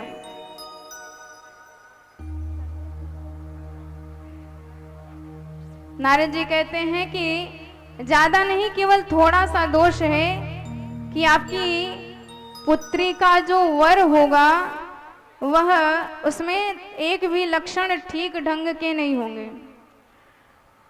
कैसा होगा आपकी पुत्री का वर? योगी नग्नो जितो कामो मातृतात विवर्जितः अमानी शिव वेशश्च पतिरस्या किले दृशः।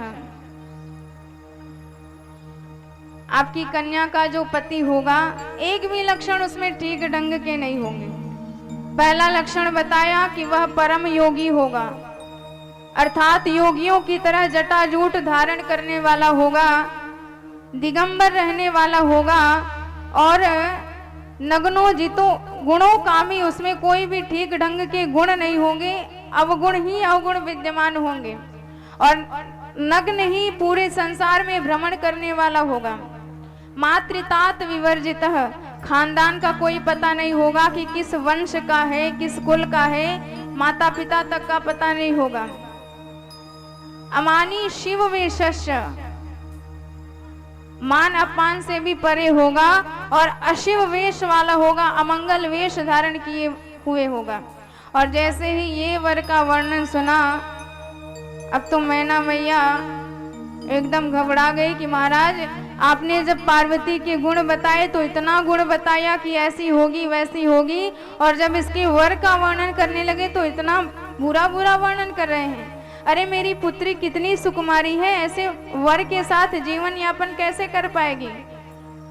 महाराज कुछ तो उपाय होगा, कुछ तो अच्छी बात आप बताइए। तो नारद जी कहते हैं कि मैया जो जो बातें मैंने कही है वह अक्षरशः सत्य होगी, पर मैंने जो इनके वर के दोष बखाने हैं, मैं देख रहा हूं कि ये सारे गुण देवाधिदेव महादेव के भीतर विद्यमान हैं। तो यदि इनका विवाह, यदि आपकी पुत्री का विवाह देवाधिदेव महादेव के साथ हो जाता है तो फिर इनके दोष भी गुण के समान कहे जाएंगे, क्योंकि जो सर्व समर्थ होता है, जो सर्व शक्तिशाली होता है, उसमें सारे दोष भी भूषण के समान हो जाते हैं, दोष भी गुण के समान गिने जाते हैं।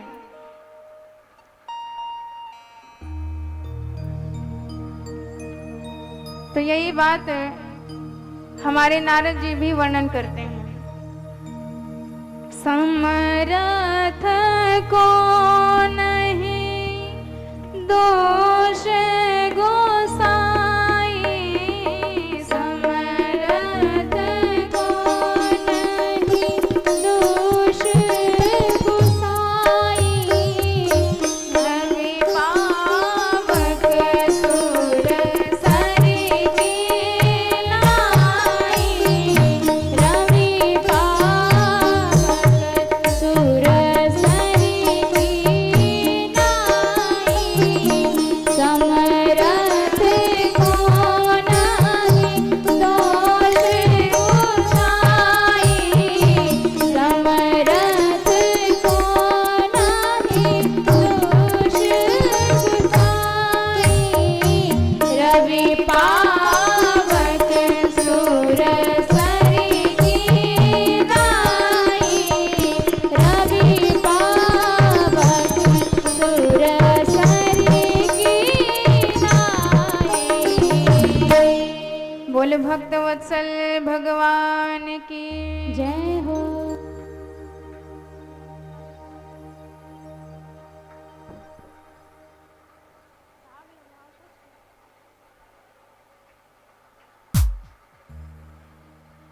तो नारद जी वर्णन करते हैं कि महाराज जो समर्थ होते हैं उसमें सारे दोष भी भूषण के समान गिने जाते हैं। आप उदाहरण के तौर पर देख लीजिए, रवि पावक सुर सर की नई, प्रभो दोषो न दुखाय, दुख दोषो प्रभो ही सह, रवि पावक गंगा तत्र ज्ञेयानि दर्शना।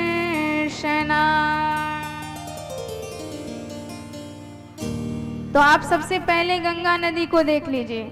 आप गंगा जी में स्नान करने जाते हो, गंगा जी में बड़े भाव से स्नान किया और आपने सोचा कि गंगा जी का थोड़ा सा जल ले लें ताकि उस जल से ठाकुर जी की सेवा करेंगे।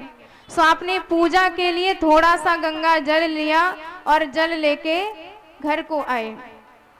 और गंगा जल है आपने नीचे रख दिया और दरवाजे की कुंडी खोलने लगे उधर मुंह करके, और उसी समय आया और कोई कुत्ता उसमें मुंह डाल दिया। और जब आपने देखा तो मन एकदम खिन्न हो गया। आपने सोचा कि अब इस जल से ठाकुर जी की सेवा नहीं हो सकती, क्योंकि कुत्ते ने इस जल को अपवित्र कर दिया है, कुत्ते ने इस जल को स्पर्श कर लिया है, इसलिए यह जल खराब हो गया है, दोषी हो गया है। तो जरा बताइए, जिस गंगा जल में आप स्नान कर रहे थे, गंगा नदी में, यदि उसी नदी में स्नान करते वक्त बगल में पूरा कुत्ता ही डूब जाए तो क्या आप उस गंगा जी को अपवित्र मानोगे? कभी नहीं मानोगे, क्योंकि वह गंगा जी गंगा मैया है, आपकी श्रद्धा है, आपका विश्वास है, आपका भाव है, इसलिए बड़े भाव से उस गंगा मैया को आप प्रणाम करोगे। पर जो आज पात्र में जल आया उसे जरा सा कुत्ते ने छू लिया तो आपका मन इतना खिन्न हो गया कि इससे ठाकुर जी की सेवा नहीं हो सकती है। ऐसा क्यों? क्या ये गंगा जी उस गंगा जी से अलग हैं? ऐसा बिल्कुल नहीं है। फर्क सिर्फ इतना है कि वह अंश है और वह गंगा नदी अंशी है। अब इसमें स्त्रीलिंग और पुल्लिंग का भेद नहीं है, अंश और अंशी में जरा सा अंतर होता है कि जो अंशी होता है वह अनंत होता है, असीमित होता है और सर्वशक्तिमान होता है, और जो अंश होता है वह सीमित होता है, वह थोड़ा सा भाग होता है उसका।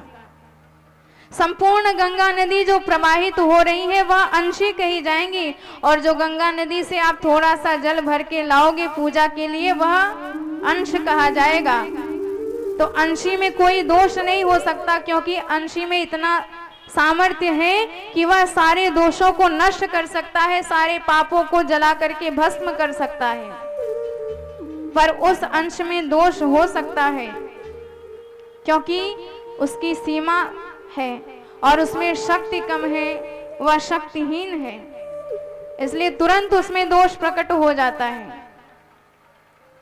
ठीक इसी प्रकार जो भगवान है वह अंशी कहे जाते हैं, और उसी परम ईश्वर का अंश हम लोग भी हैं।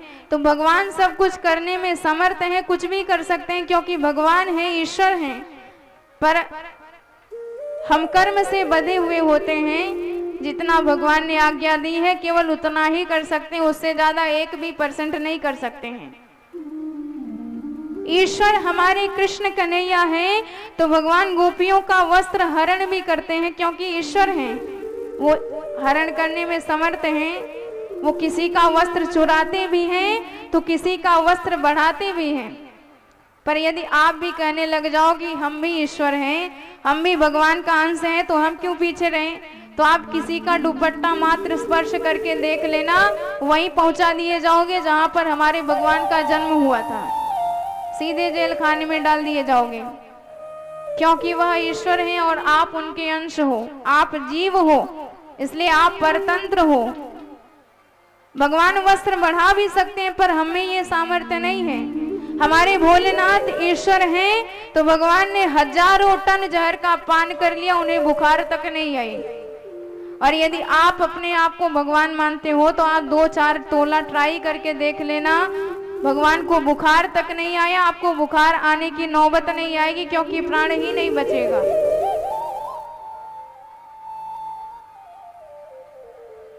तो भगवान सब कुछ दूर करने में, भस्म करने में समर्थ हैं, सारे दोषों को नष्ट करने में समर्थ हैं। इसलिए ठीक इसी प्रकार गंगा जी भी जो नदी के रूप में प्रवाहित हो रही हैं, उसमें मुर्दा भी प्रवाहित हो रहा है, उसमें तमाम प्रकार के जीव जंतु भी पड़ रहे हैं, पर फिर भी वह गंगा जी परम पवित्र मानी जाती हैं, पतित पावनी मानी जाती है, तरण तारिणी मानी जाती हैं। और जरा सा उसका अंश आता है तो उसमें दोष प्रकट हो सकता है, हो जाता है।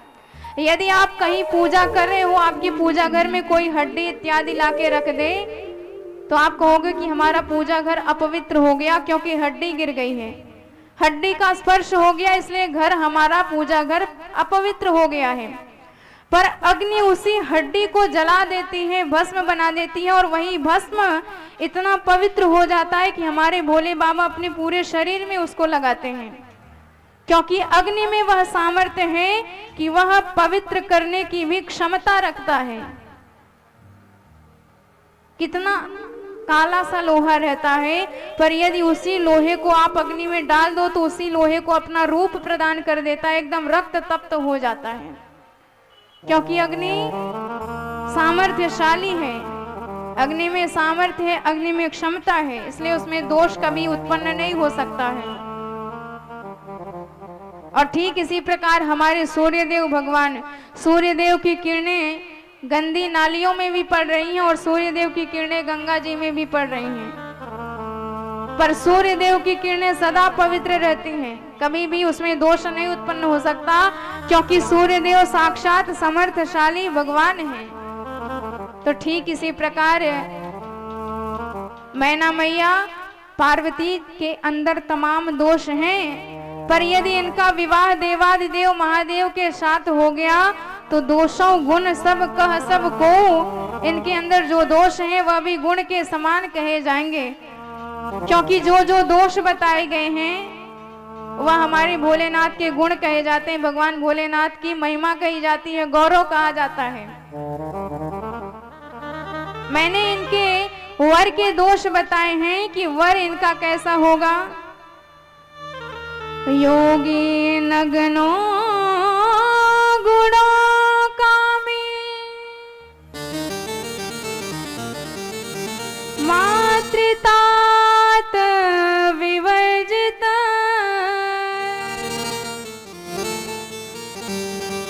अमानी शिववेशश्च पतिरस्या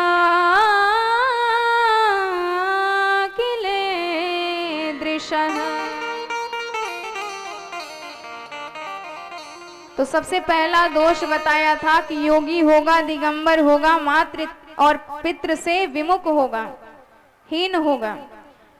तो हमारे भोलेनाथ का यह गुण है। उनके खानदान का पता लगाना असंभव है, क्योंकि सारे जगत के माता पिता हमारे देवाधिदेव महादेव हैं, सारे जगत के नाथ हमारे विश्वनाथ हैं। इसलिए जब भगवान के ही बारे में हजारों सरस्वती कुछ नहीं बोल पाती, वाणी मौन हो जाती, बड़े बड़े तपस्वी भी नहीं जान पाते, तो जब उनके बारे में ही जानना इतना कठिन है तो उनके माता पिता के बारे में पता लगाना कितना और कठिन होगा। इसलिए ये हमारे महादेव का गुण है। जो दिगंबर कहा गया, नग्न कहा गया, यह हमारे भोलेनाथ का गुण है, क्योंकि वस्त्र तो उसके नाप का बनाया जाएगा जिसका आदि अंत आपको पता होगा, जिसका माप आपको पता होगा, पर हमारे भोलेनाथ का परिमाप परिमाण कोई नहीं बता सकता, इनका आदि अंत कोई नहीं वर्णन कर सकता। इसलिए जब इनके आदि और अंत का ही पता नहीं लगाया जा सकता तो इनके लिए वस्त्र ही कौन बना सकता है, इसलिए इन्हें दिगंबर कहा जाता है। भगवान को अमानी कहा जाता है, अर्थात मान अपमान से सर्वथा परे, और संत उसी को कहा जाता है। भगवान गीता में कहते हैं समः मानापमानयोः, जो सुख दुख में समान है, मान और अपमान में समान है, उसी को संत कहा जाता है। क्योंकि मान अपमान उन्हीं को लगता है जो देह में स्थित होते हैं। यदि आप देह भाव में स्थित हैं तो आपको मान और अपमान से फर्क पड़ जाएगा, और उसी मान अपमान से सारी क्रियाएं आपकी प्रदर्शित होंगी। पर जो देह से परे, जो आत्मा में स्थित रहता है, जो स्व में स्थित है, वह परम स्वस्थ कहा जाता है, वह मान अपमान से सर्वथा परे होता है। तो हमारे भोले बाबा तो ऐसे हैं कि कोई बहुत ज्यादा सम्मान करे, चरण पखारे, षोडशोपचार पूजा करे उसमें भी बराबर, और कोई गालियां ही सुना दे तो उसमें भी बराबर। कोई हाथ जोड़ के प्रणाम करे, बहुत विशेषताएं लगा के नमस्कार करे तो उसमें भी समान है, कोई माला पहना दे उसमें भी समान है, और कोई धक्का मार के बाहर निकाल दे, चल यहाँ से भाग, उसमें भी समान है। ये है हमारे महादेव, ये है हमारे महादेव का चरित्र। इसलिए मैया मैंने जो भी वर के दोष बखाने में शिव जी में देख रहा हूँ, तो यदि शिव जी के साथ गौरा जी का विवाह हो जाएगा तो जो वर के दोष हैं वह सब के सब गुण में परिवर्तित हो जाएंगे, सारे दूषण भूषण में परिवर्तित हो जाएंगे। जे जे वर के दोष बखाने, जे जे वर के दोष बखाने, ते सब शिव पहे मैं अनुमाने, ते सब शिव पहे मैं अनुमाने। जो विवाह कर सन होए, जो विवाह सन कर सन होए, दोषा गुण सम कह सब कोई, जे जे वर के दोष बखाने, जे जे वर के दोष बखाने, ते सब शिव पहे मैं अनुमाने, ते सब शिव पहे मैं अनुमाने। तो नारद जी ने कहा कि शिव जी के साथ विवाह हो जाए तो सारे दूषण भूषण में परिवर्तित हो जाएंगे। तो मैया पर इसके लिए एक कार्य करना होगा पार्वती को, क्योंकि हमारे महादेव तप से संतुष्ट होते हैं, तो इनको भी कठिन तप करना होगा महादेव को प्राप्त करने के लिए, तब हमारे महादेव इन्हें पति के रूप में प्राप्त होंगे। नारद जी ने आज्ञा दी तो उसी वक्त हमारी गौरी मैया ने मन ही मन गुरु बनाकर नारद जी को उनकी आज्ञा शिरोधार्य कर लिया। शंभो शितम वशे कृत्वा करिष्यति तपस्विनम न चाप्येनामृतम योषा न हन्याद् मुद्वहेष्यते।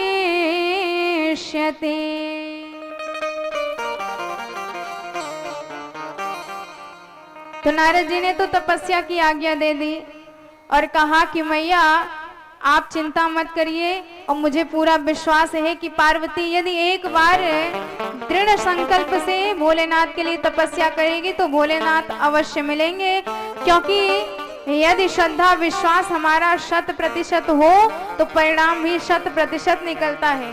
पर यदि आप यज्ञ कर रहे हैं, कथा सुन रहे हैं, श्रद्धा है ही नहीं, तो लाख कथा सुनती रहो, कोई भी परिणाम नहीं निकलने वाला। इसलिए कोई भी कार्य करे तो पूर्ण विश्वास से, पूर्ण निष्ठा से करना चाहिए, पूर्ण श्रद्धा से करनी चाहिए। और यदि इनका प्रेम संपूर्ण होगा तो भोलेनाथ अवश्य मिलेंगे, क्योंकि जिस पर स्नेह होता है, प्रेम होता है, वह उसे अवश्य प्राप्त होता है। एतयो सदृशम प्रेमम न कस्याप्येव तादृशम भूतम वा भविता वापि नाधुना च प्रवर्तते। नारद जी तो शिक्षा देके चले गए। पार्वती मैया ने तो मन ही मन बना लिया कि भोलेनाथ को प्राप्त करके ही दम लूंगी, पर माँ की आज्ञा नहीं मिलती है। मैना मैया ने कहा कि तेरा इतना सुकुमार शरीर, तू वन में कैसे कष्ट सहेगी, तप करेगी। माँ की आज्ञा नहीं हुई तो पार्वती जी मन मार के रह गई। पर एक दिन सुबह सुबह उठी और पार्वती मैया माँ से वर्णन करने लगी कि मैया आज मैंने स्वप्न देखा है, एक गौरांग ब्राह्मण मेरे स्वप्न में आए और उन्होंने मुझे उपदेश दिया है कि पुत्री बिना तपस्या के भगवान नहीं प्राप्त होंगे, इसलिए जाकर तू तपस्या कर और भगवान को पति के रूप में प्राप्त कर। विप्राश्चैव तपस्वी माम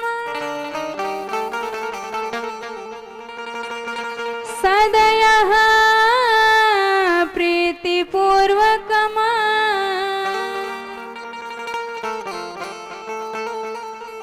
उपादिदेश श्रुतप कर्तुः मातः शिवस्य वै।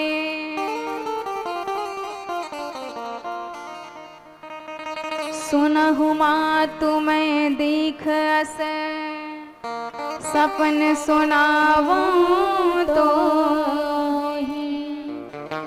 सुंदर गौर सुबे प्रवर अस उपदेश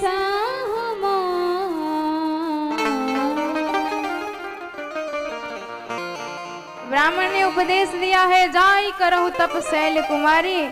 हे शैल कुमारी, हे गिरिराज कुमारी, जाके तपस्या करिए और इस जगत में प्रेम की क्या पराकाष्ठा होती है, कितना दृढ़ संकल्प होता है, इसकी आप स्थापना करिए और पतिव्रताओं को अपने व्रत से शिक्षा दीजिए। हमारी गौरी मैया तुरंत माता से आज्ञा ली, पर हिमवान जी जाने नहीं देते। हिमवान जी ने कहा कि बेटी चाहे जो हो जाए, पर मैं तुम्हें इस सुकुमार अवस्था में वन जाने नहीं दूंगा।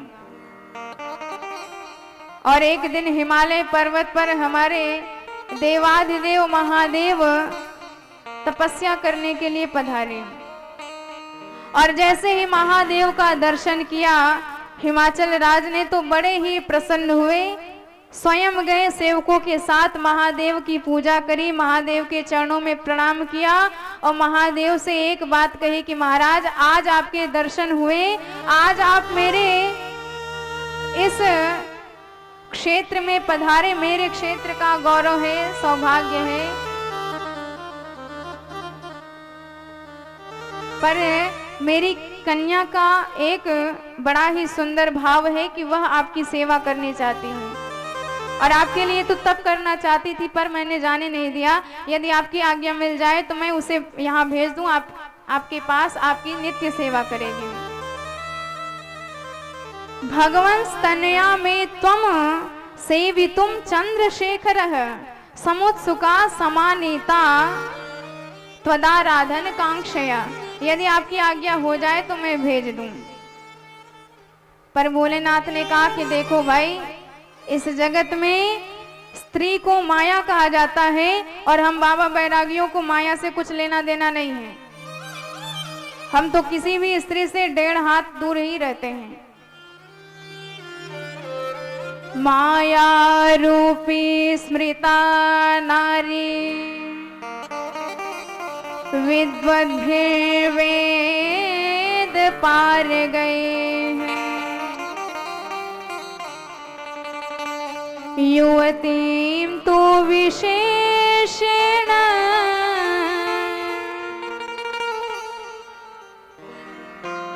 विघ्नहर्त्री तपस्विना। स्त्री तो माया का ही स्वरूप है और योगियों को, तपस्वियों को स्त्री व्यवहार से दूर ही रहना चाहिए। काठ की भी स्त्री का स्पर्श नहीं करना चाहिए, स्वप्न में भी विचार नहीं करना चाहिए, नहीं तो उसी समय तपस्या भंग हो जाती है। और युवती तो विशेष रूप से तपस्या भंग कर सकती है। और मुझे तपस्या करनी है, मुझे अपने राम जी का ध्यान लगाना है और आपकी कन्या मेरे ध्यान में बाधा बनेगी। अब जब ये बात हमारी पार्वती मैया ने सुना तो पार्वती मैया सामने आई और कहने लगी, महाराज आप कैसे योगी हो कि आपका अपने मन पर ही नियंत्रण नहीं है। अरे सबसे बड़ा तपस्वी बैरागी वही कहा जाता है जो संसार में रहते हुए भी संसार से विरक्त हो जाए। हमारी गोपियों को महात्मा कहा जाता है क्योंकि जगत में रहती हैं पर जगत के हर व्यवहार से दूर हैं।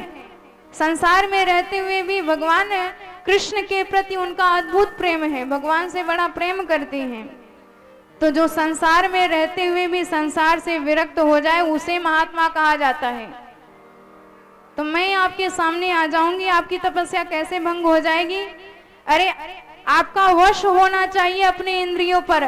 इंद्रियाणाम गोचरत्वम यावत भवति देहिनाम तावत सर्वम विमंतव्य। जब इस प्रकार की बात कही, पार्वती मैया ने कठोर वचन कहे, भोलेनाथ को हंसी आई। भोलेनाथ ने कहा कि आप तो साक्षात जगत जननी हो, आपकी बुद्धि का पार कोई नहीं पा सकता है। तब भगवान ने पार्वती मैया को अवसर दे दिया अपनी सेवा करने का।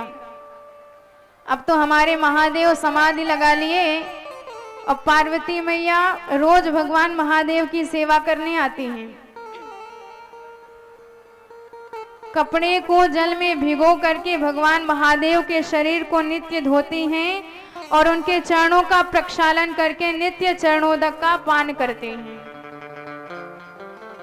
प्रक्षाल्यम चरणम शंभो पपोत चरणोदकम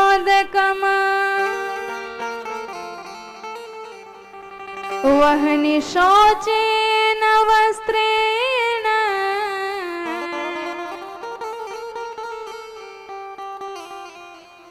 ददो शंभो द्विजाज्ञया।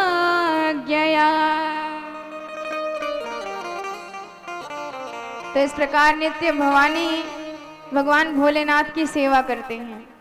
और कालांतर में तारकासुर नाम का दैत्य प्रकट हुआ जिसने ब्रह्मा जी की कठोर तपस्या करी। मधोरवनम उपागम्य गुरुवाज्ञा प्रतिपालिका विधिम उद्दिश्य विधिवत तपस्ते पे सुदारुणम।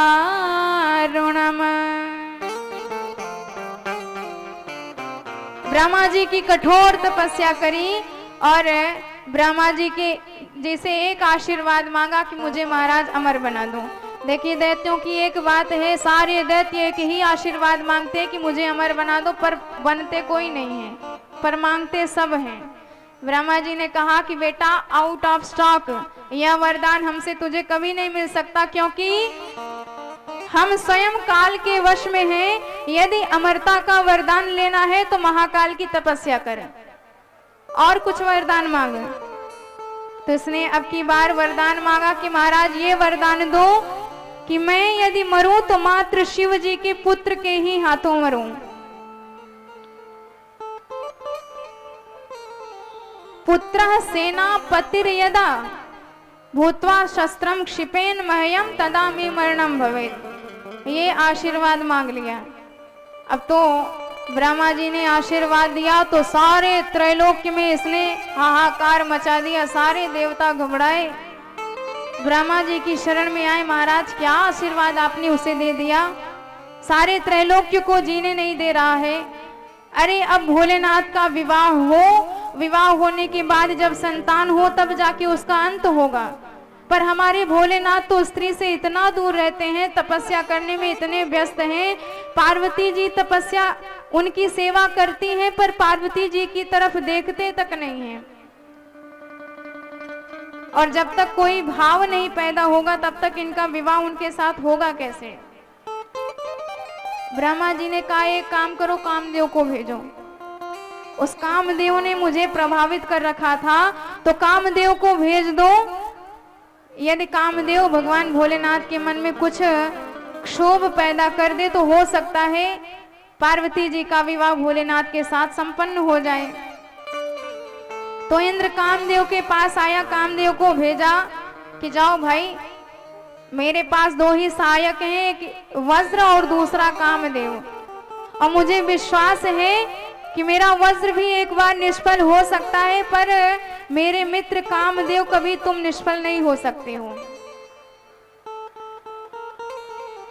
जपार्थम में द्वयम तात निर्मितम वज्रमुत्तमम्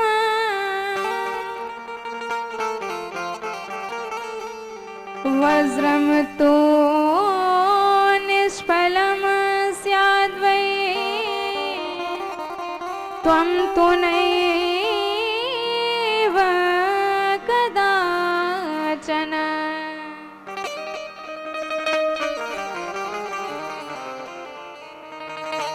इसलिए यथा तस्याम रुचिस्तस्य शिवस्य नियतात्मनः जायेत नितराम मारः तथा कार्यम त्वया ध्रुवम।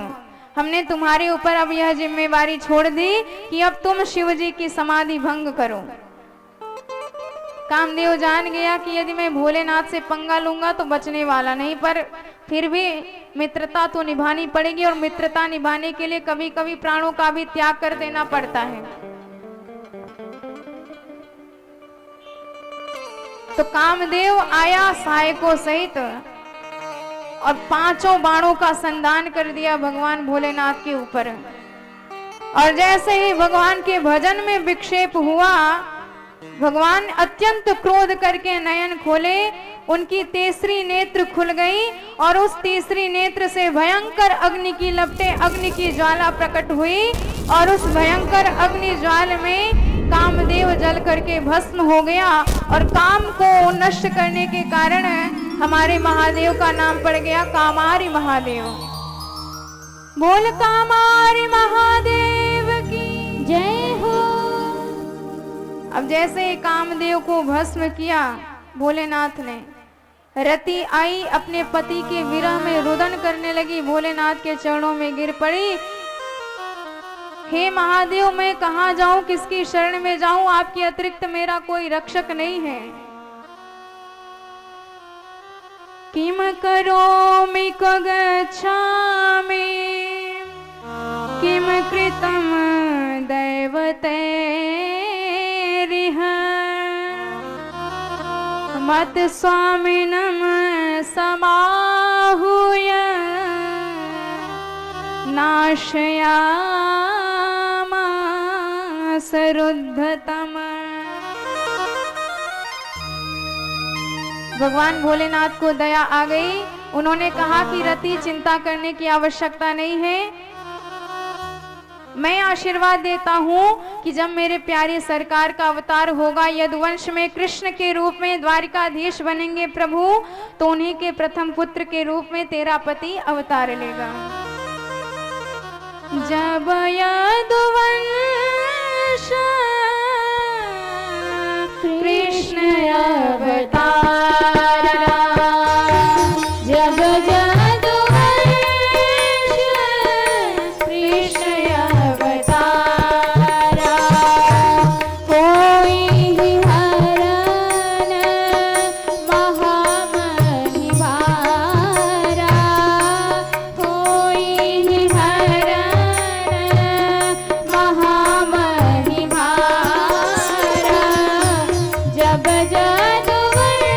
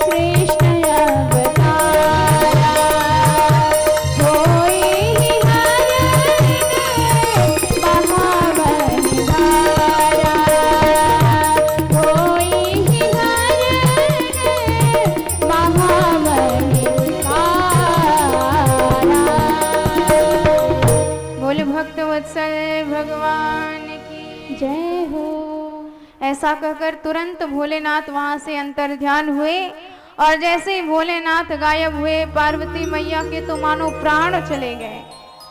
रुदन करने लगी, विरह से व्याकुल हो गई, तुरंत अपने गुरुदेव का स्मरण कर बैठी और जैसे ही नारद जी का स्मरण किया नारद जी प्रकट हो गए। पार्वती मैया ने चरणों में प्रणाम किया और कहा कि अब तक मैं बिना गुरु दीक्षा से के भगवान को प्राप्त करने का प्रयास कर रहे थे और जब तक गुरु की कृपा ना हो तब तक कभी भी भगवान नहीं मिल सकते, इसलिए आज आप मुझे गुरु दीक्षा प्रदान करिए, मुझे मंत्र प्रदान कीजिए।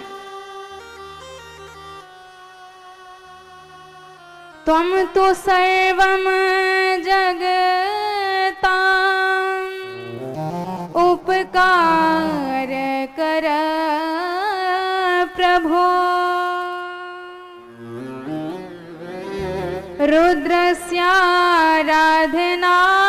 रुद्रस्याराधनार्थाय मंत्रं देहि मुनेहि मे।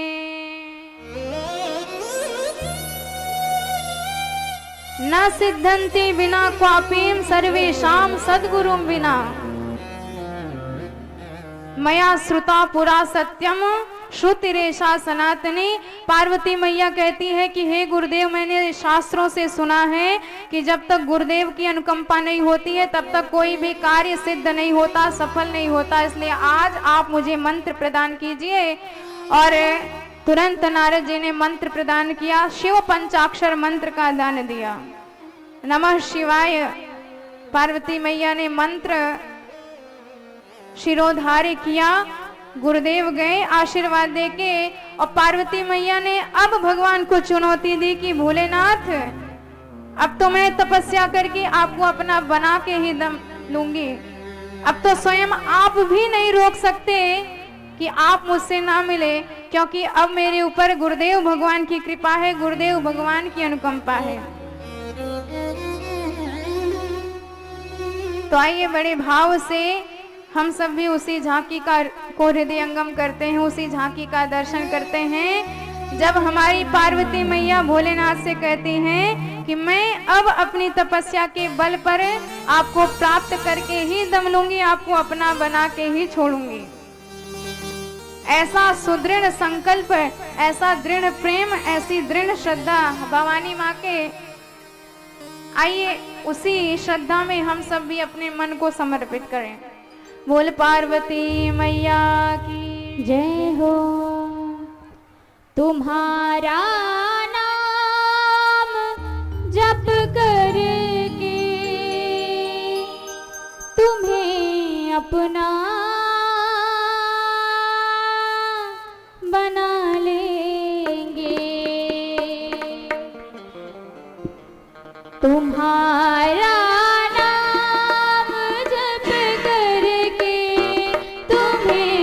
अपना बना लेंगे, तुम्हारा नाम जप करके तुम्हें अपना बना लेंगे।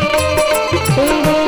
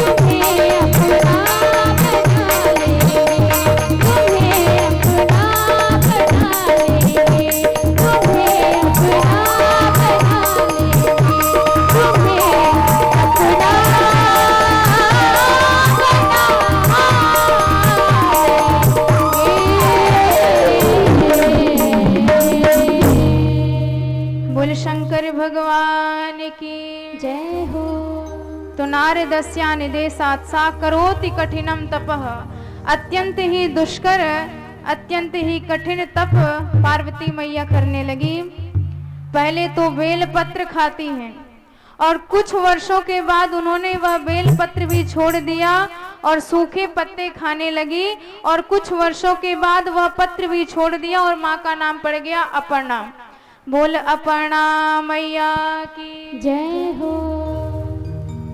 तो देखिए, तब ऐसा करना चाहिए, धीरे धीरे आप कसौटी पर बढ़ो। ऐसा नहीं कि कथा सुन ली, ज्यादा श्रद्धा बढ़ गई, ठीक ढंग से एकादशी का व्रत भी नहीं किया और 9 दुर्गा व्रत करने का आपने संकल्प कर लिया, तो 2-4 दिन तक तो येन केन प्रकारेण चला और उसके बाद फिर हॉस्पिटल में भर्ती होने की नौबत आ गई। ऐसा दुराग्रह भी नहीं करना चाहिए। हमारी पार्वती मैया कसौटी पर अपने शरीर को कस रही हैं, तप की अग्नि से शरीर को जला रही हैं। और प्रभु राम ने देखा तो अत्यंत द्रवीभूत हो गए। और इधर भोलेनाथ की भी बड़ी विचित्र स्थिति है। देखिए, किसी भी व्यक्ति के जीवन में या तो नियम रहता है या तो प्रेम रहता है। बहुत नियम को इतने मानने वाले होते हैं, फिर उनके जीवन में प्रेम का कोई स्थान नहीं होता, और बहुत जो प्रेम मानने वाले होते हैं, फिर उनके जीवन में नियम का कोई स्थान नहीं हो पाता।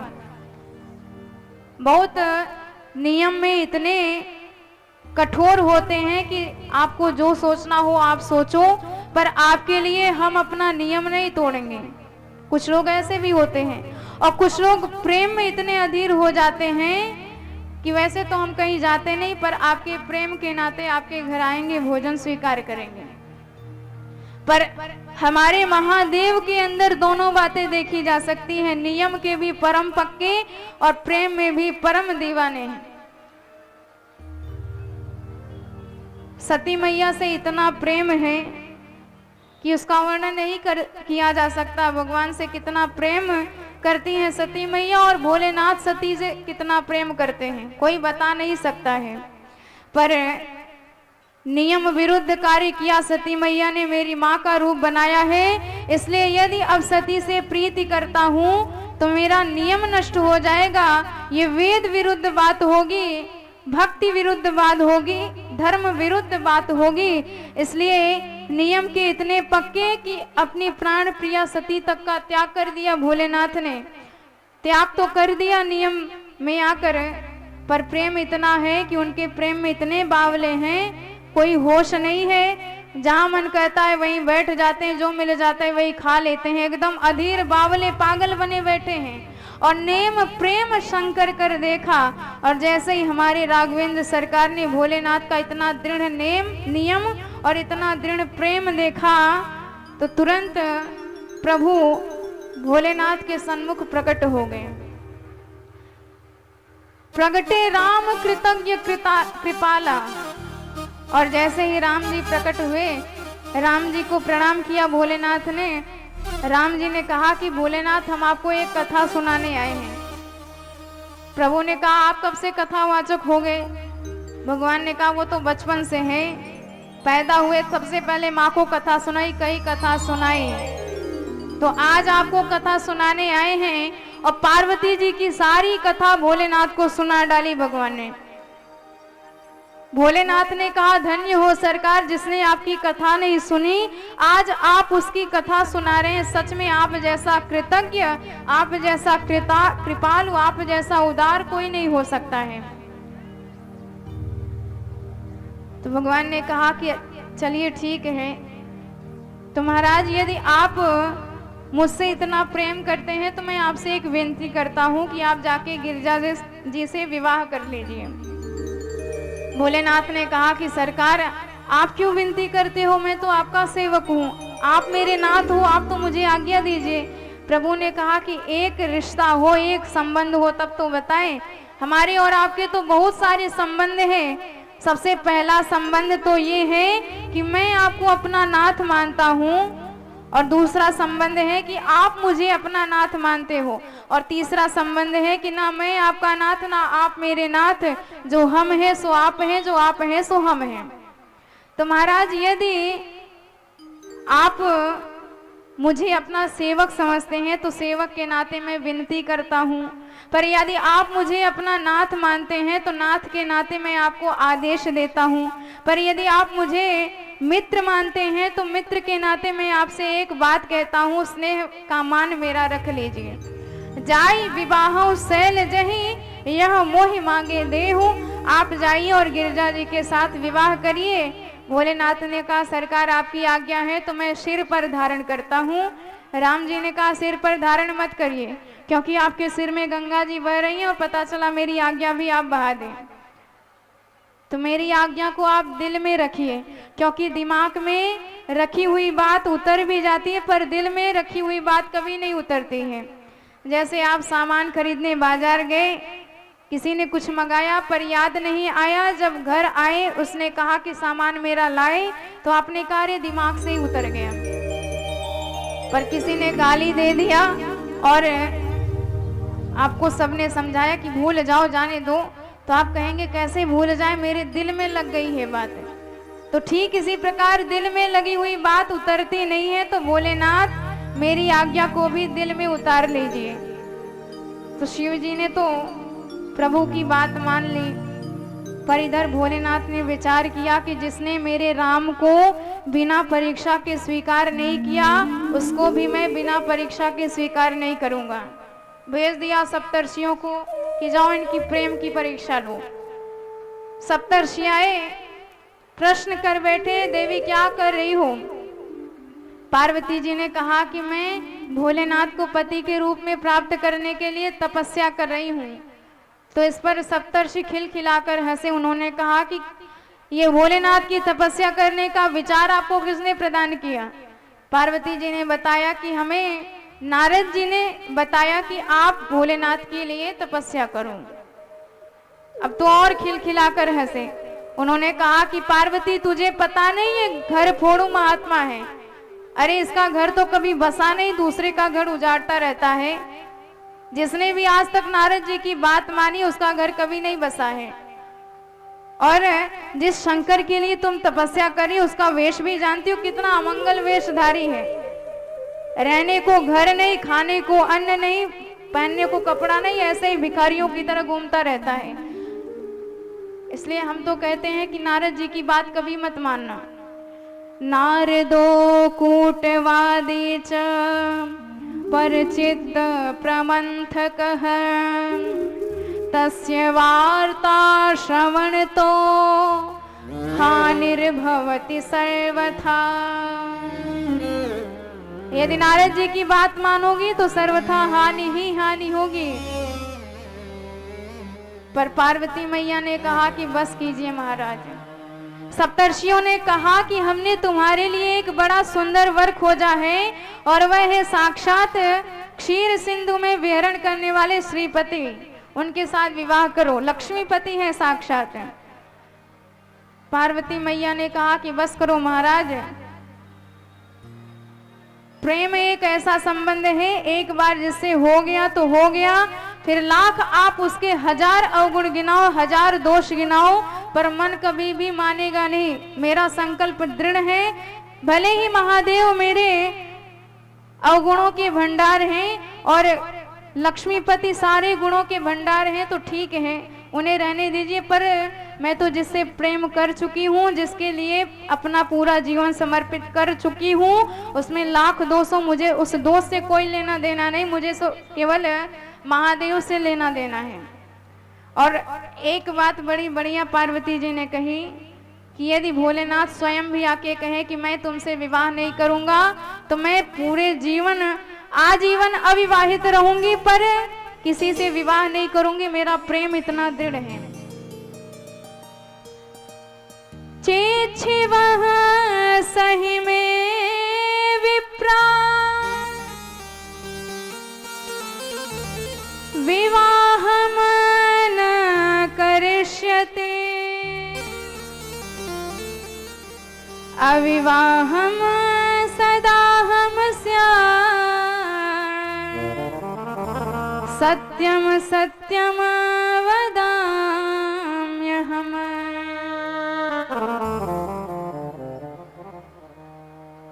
पार्वती मैया ने कहा कि प्रेम 3 प्रकार का होता है और मेरा वही दृढ़ प्रेम भगवान भोलेनाथ के चरणों में हुआ है। पहला तदीयताम, दूसरा त्वदीयताम और तीसरा मदीयताम। तदीयताम वह स्थिति है जिसको आपने कभी देखा नहीं, कभी उससे मिले नहीं, पर उसके गुण सुन सुन के, उसके वर्णन सुन सुन के आपका मन इतना दीवाना हो गया कि हर पल मन आपका कहता है कि कब उससे मिल जाएं। तो कभी देखा नहीं फिर भी उससे प्रेम हो गया, इसे तदीयताम की स्थिति कहा जाता है। पर जिसके लिए आप इतना तरस रहे हो कि कब मिलेंगे, कैसे मिलेंगे, कहाँ मिलेंगे, और गिरते पड़ते उससे मिलन हो भी जाए, वह मिल भी जाए, सामने आ जाए, तो आप अपने आप को उसके चरणों में समर्पित कर दो कि तवास में हम बस आपके हैं। तो यह प्रेम की दूसरी स्थिति है त्वदीयताम, मतलब हम आपके हुए। और सबसे उच्च स्थिति है तीसरी स्थिति मदीयताम, अर्थात इसमें प्रेम तो होता ही है, साथ में अधिकार भी होता है। और यह अधिकार हमारी गोपियों के पास आया। गोपियां कहती है कि तुम हमारे हो, हमारे अतिरिक्त किसी के नहीं हो सकते। यदि हमारे अतिरिक्त किसी पर दृष्टि डाली, किसी से बात किया, तो फिर हम सह नहीं पाएंगे, हमसे बुरा कोई नहीं होगा। और एक गोपी तो इतना ज्यादा ऐसी स्थिति में मग्न हो गई कि भगवान से कहती है कि प्रभु, मेरा मन तो ये कहता है कि आपकी छवि को आंखों के मार्ग से हृदय में बिठा लूं और नैनों के कपाट लगा दूं, ताकि जब आप मेरे हृदय में विराजमान हो जाएंगे तो केवल मैं आपको देख पाऊंगी और दूसरा कोई देख भी नहीं पाएगा। ना तो आप दूसरे को देख पाएंगे, ना तो कोई आपको देख पाएगा। तो यह स्थिति मदीयताम कही जाती है। और यही आज पार्वती जी की स्थिति हो गई। और जब ऐसी दीवानगी की पराकाष्ठा, प्रेम की पराकाष्ठा सप्तर्षियों ने सुनी, तो चरणों में प्रणाम किया कि आप तो साक्षात जगदम्बा हैं, हम तो आपके प्रेम की परीक्षा लेने आए थे।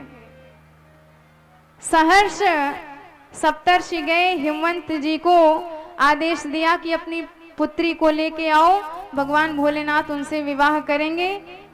हिमवान मैना जी पार्वती जी को वन से घर लेके आए और बढ़िया विधिवत लग्न पत्रिका तैयार कराई गई और सुंदर नक्षत्र में सप्तर्षियों के हाथ वह लग्न पत्रिका देवाधिदेव महादेव के निवास स्थान पर भेज दी गई। बोले भक्तवत्सल भगवान की जय हो। और जैसे ही विवाह पत्रिका, लग्न पत्रिका भोलेनाथ के पास आई और भोलेनाथ ने लग्न पत्रिका खोलकर पढ़ी तो बड़े गदगद हो गए। सारे देवताओं को आदेश दिया कि हम बारात सजा करके हिमवान जी के घर गिरिजा जी के साथ विवाह करने जाएंगे, इसलिए सारे देवता लोग बाराती बनो और हमारे साथ चलो। और जैसे ही त्रिभुवन में यह समाचार फैला कि हमारे महादेव बारात लेके हिमाचल नगरी में जाएंगे, चारों दिशाओं में आनंद उमड़ने लगा।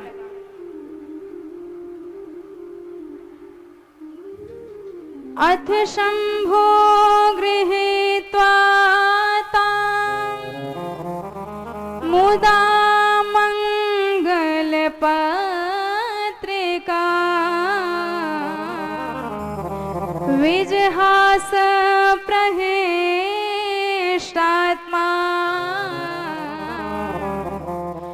मानं तेषाद्व्यधात् विदुः। और भगवान भोलेनाथ ने कहा कि विवाहो ही महादेव न दृष्टो न श्रुतो मया। आज तक तो विवाह में क्या रीति होती है मैंने कभी सुनी भी नहीं, देखी भी नहीं, इसलिए आप जैसा आदेश करोगे वैसा ही होगा। सारे देवताओं ने कहा कि महादेव कुछ नहीं करना है, बस तैयारी करनी है, दूल्हा बन के सज के तैयार होना है। अब तो सारे देवता अपनी अपनी तैयारी करने लगे और शिव गणों ने कहा कि महाराज देख लो, बारात आपकी जाएगी, दूल्हा सरकार आप बनोगे और देवता लोग अपनी तैयारी कर रहे हैं, अपनी सजावट कर रहे हैं। भोलेनाथ ने कहा तो करने दो, आप हो, आप सब हमारा श्रृंगार करो, जैसा सजा दोगे वैसा ही सज के हम हिमाचल नगरी चल देंगे। अब तो सारे गण बड़े भाव से भोलेनाथ को तैयार करने लगे। आइए उसी दूल्हा वेश में हम सब भी भगवान के मन को समर्पित करें, तत्पश्चात कथा में प्रवेश करेंगे। कैसे हमारे भोलेनाथ को सजाया जा रहा है। सभी मिलके एक दूसरे को बुलाते हैं कि आओ चल के दूल्हे सरकार की तैयारी करते हैं। बोल दूल्हा सरकार की जय हो। आओ आओ सर्पों की माला लाओ, कोई तन पे भस्म रमाओ, करो भोले को तैयार जी। भोले बाबा की शादी का है त्योहार जी। भोले बाबा की शादी का है त्योहार जी। आओ आओ भोले को भस्म रमाओ, कोई भोले को तैयार जी। भोले बाबा की शादी का है त्योहार जी। भोले बाबा की शादी का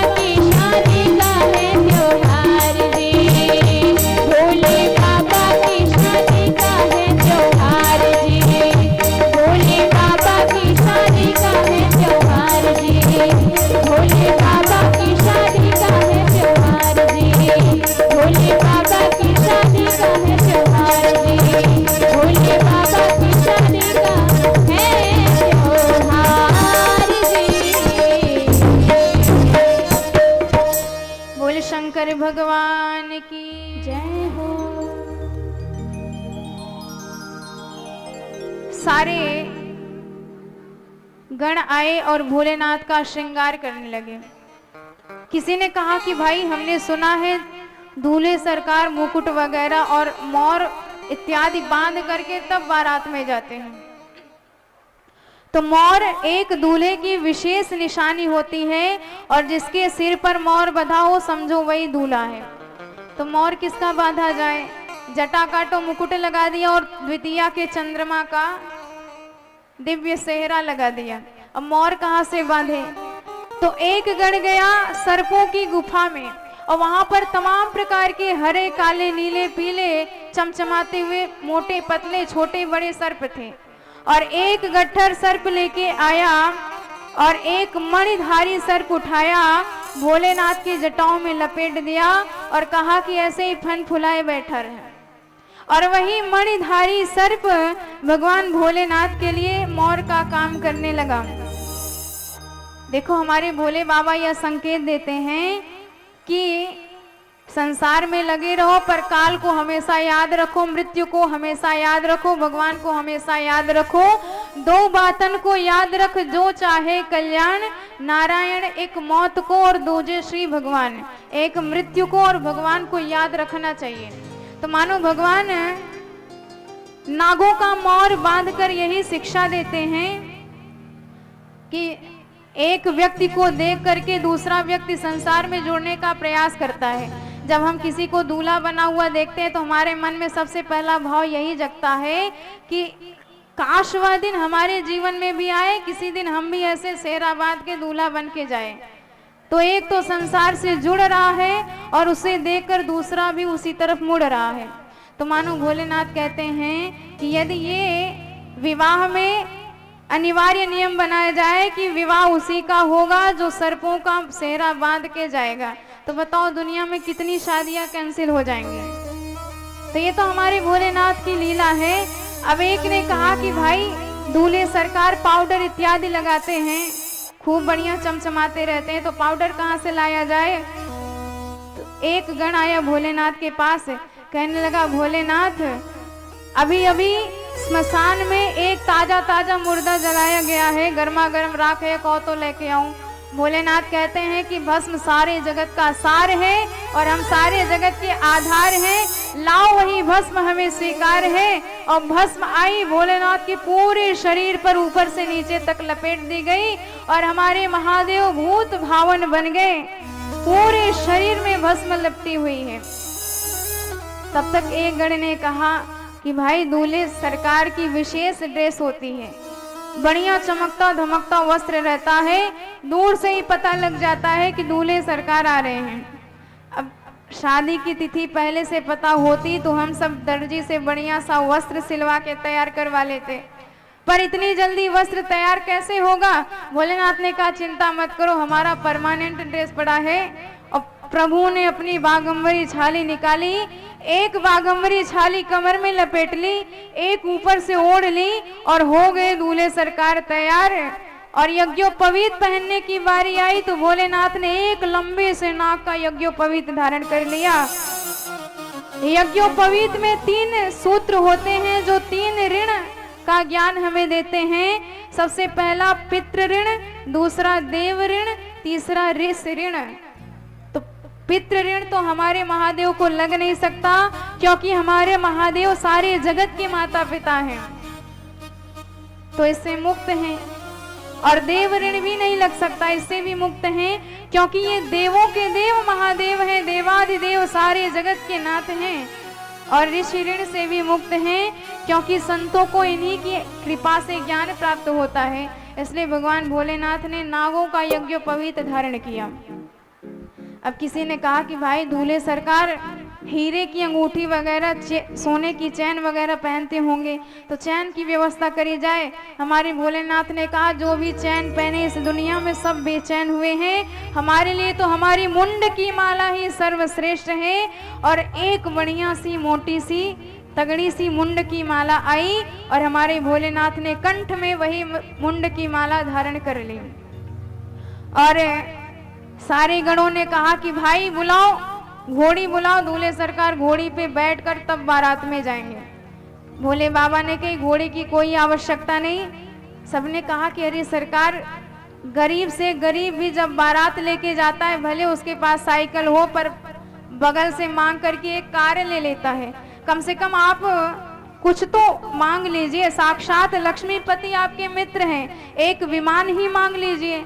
भगवान ने कहा जो मांग के वर बनते हैं 4 दिन में बराबर हो जाते हैं, पर हमें बराबर वर रहना है, इसलिए हम तो अपने नंदी पर ही सवार होके जाएंगे। और दूसरी बात, जिसने सदा सर्वदा सुख दुख में हमारा साथ दिया और आज ऐसे मेन मौके पर उसे छोड़ देंगे तो बेचारा नंदी कहेगा वाह भोलेनाथ, हमेशा हमारी पीठ पर सवार होके चले, और जब विवाह की तिथि आई, शादी की बात आई तो हमें ही भूल गए आप। तो फिर नंदी को ही बुलाया गया और हमारे भोलेनाथ उसी नंदी बैल पे उल्टा सवार हो गए। बैठे तो बैठे पर उल्टा बैठे। उल्टा क्यों बैठे?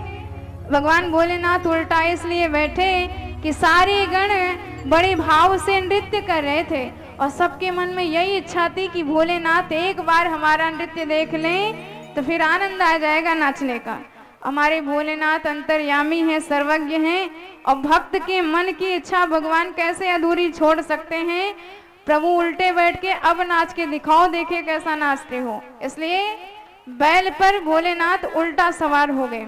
और यही बात हमारे गोस्वामी जी वर्णन करते हैं कि कैसे दूल्हे सरकार बने थे। अच्छा, जैसे ही भोलेनाथ को भूत भावन बने, देवताओं ने देखा तो सबको हंसी आ गई। सब हंसने लगे, स्त्रियां हंस के कहने लगी इतना सुंदर दूल्हा कि ऐसे दूल्हे के अनुरूप दुल्हन भी इस दुनिया में मिलनी बड़ी मुश्किल है।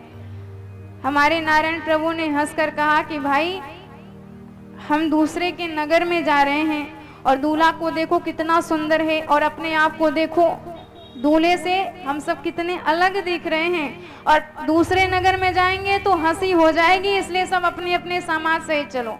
और जब भगवान ने ऐसा व्यंग किया तो हमारे भोलेनाथ ने कहा कि प्रभु आप जाइए आगे, जनवासे की व्यवस्था देखिए, हम अपने समाज के साथ आते हैं, हमारे समाज की भी कोई कमी नहीं, हमारे बारातियों की भी कोई कमी नहीं है। प्रभु ने कहा आप अपनी जमात को बुलाओ, तो वही जमात देखने के लिए तो कब से हम इंतजार कर रहे हैं। और जैसे ही सारे देवता अपने अपने समाज सहित आगे बढ़े, और इधर भोलेनाथ ने भृंगी को आदेश दिया कि जितने भी हमारे देश विदेश में भूत प्रेत गण इत्यादि छिपे हैं सबको बुलाओ। और भृंगी प्रेरी सकल गण टेरे, कोई तालाब में लटका था, कोई पीपल के पेड़ पे अटका था, कोई स्मशान में भटका था, ऐसे अटके लटके भटके सारे भूत प्रेत डाकनी शाकनी पिशाचनी को बुलाया, और सारे जगत से, सारे ब्रह्मांड भर से भूत प्रेत आज बड़े ही उत्साह से, बड़े ही उमंग से भोलेनाथ के विवाह में आ रहे हैं। सबको इतना आनंद है कि घर में कोई घुसने नहीं देता, पर हमारे देवाधिदेव महादेव अपनी शादी में हमें बाराती बना के ले जा रहे हैं। और जैसे ही भगवान के अजब गजब के भूत प्रेत आए तो देख देख के सारे देवी देवताओं को हंसी आ गई। धन्य है महादेव की जमात, कैसे कितने सुंदर सुंदर हैं हमारे सारे भूत प्रेत।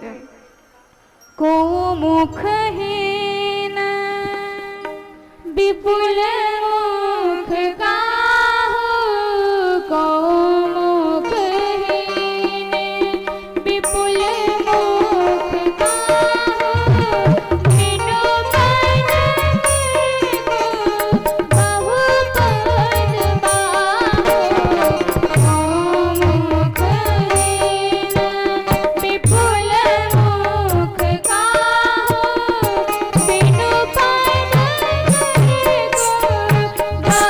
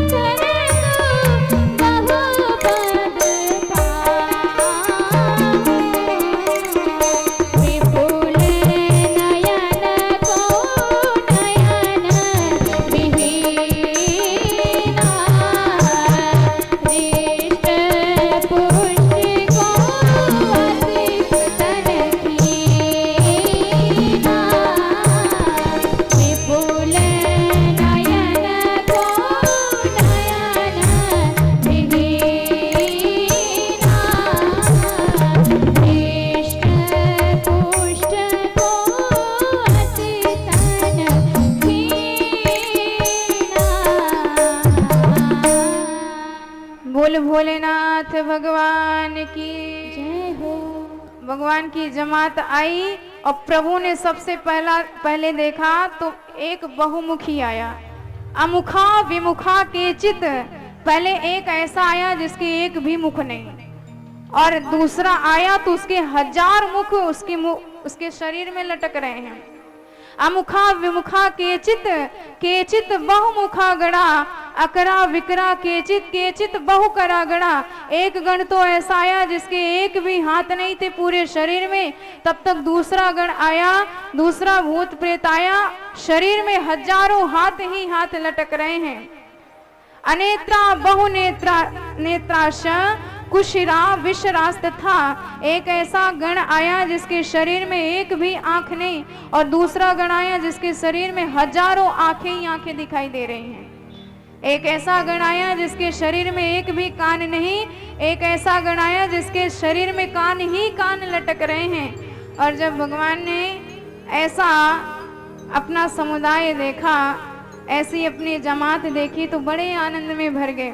भाई अपना बच्चा हो तो प्रेम तो सभी उस पर करते हैं, और ये हमारे विश्वनाथ भगवान हैं। और अपना बच्चा उसमें भी अपंग हो तो माता पिता का ज्यादा प्रेम उस बच्चे पर होता है, क्योंकि वह समाज से तिरस्कृत होता है, समाज से अपमानित होता है, समाज से उपेक्षित होता है।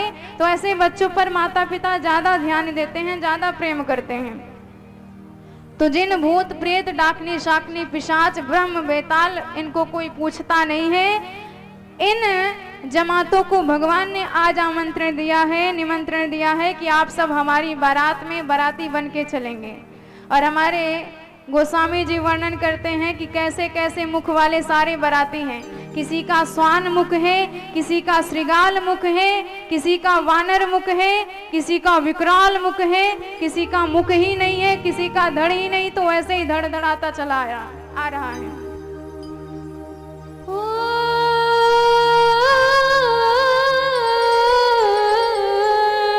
तनखीन को अति पीन पावन को अपावन गति धरे, को अपावन गति धरे। भूषण कराय कपाल कर सब सज सोनित धन भरे, सज सोनित धन भरे। तनखीन को अति पीन पावन को अपावन गति धरे, को अपावन गति धरे। भूषण कराल कपाल कर सब सज सोनित धन भरे, सज सोनित धन भरे।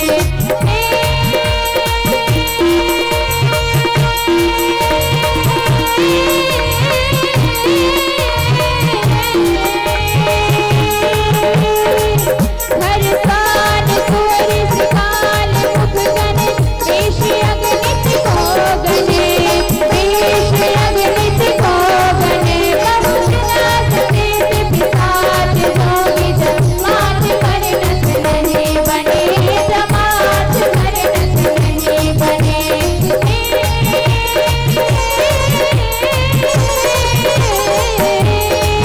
हर कान सूर्य श्रृगाल मुख गण, वेश अगणित को गणे, वेश अगणित को गणे। बहुजना समेत पिशाच जोगी जमात वर्णत नहीं बने, जमात वर्णत नहीं बने, जमात वर्णत नहीं बने।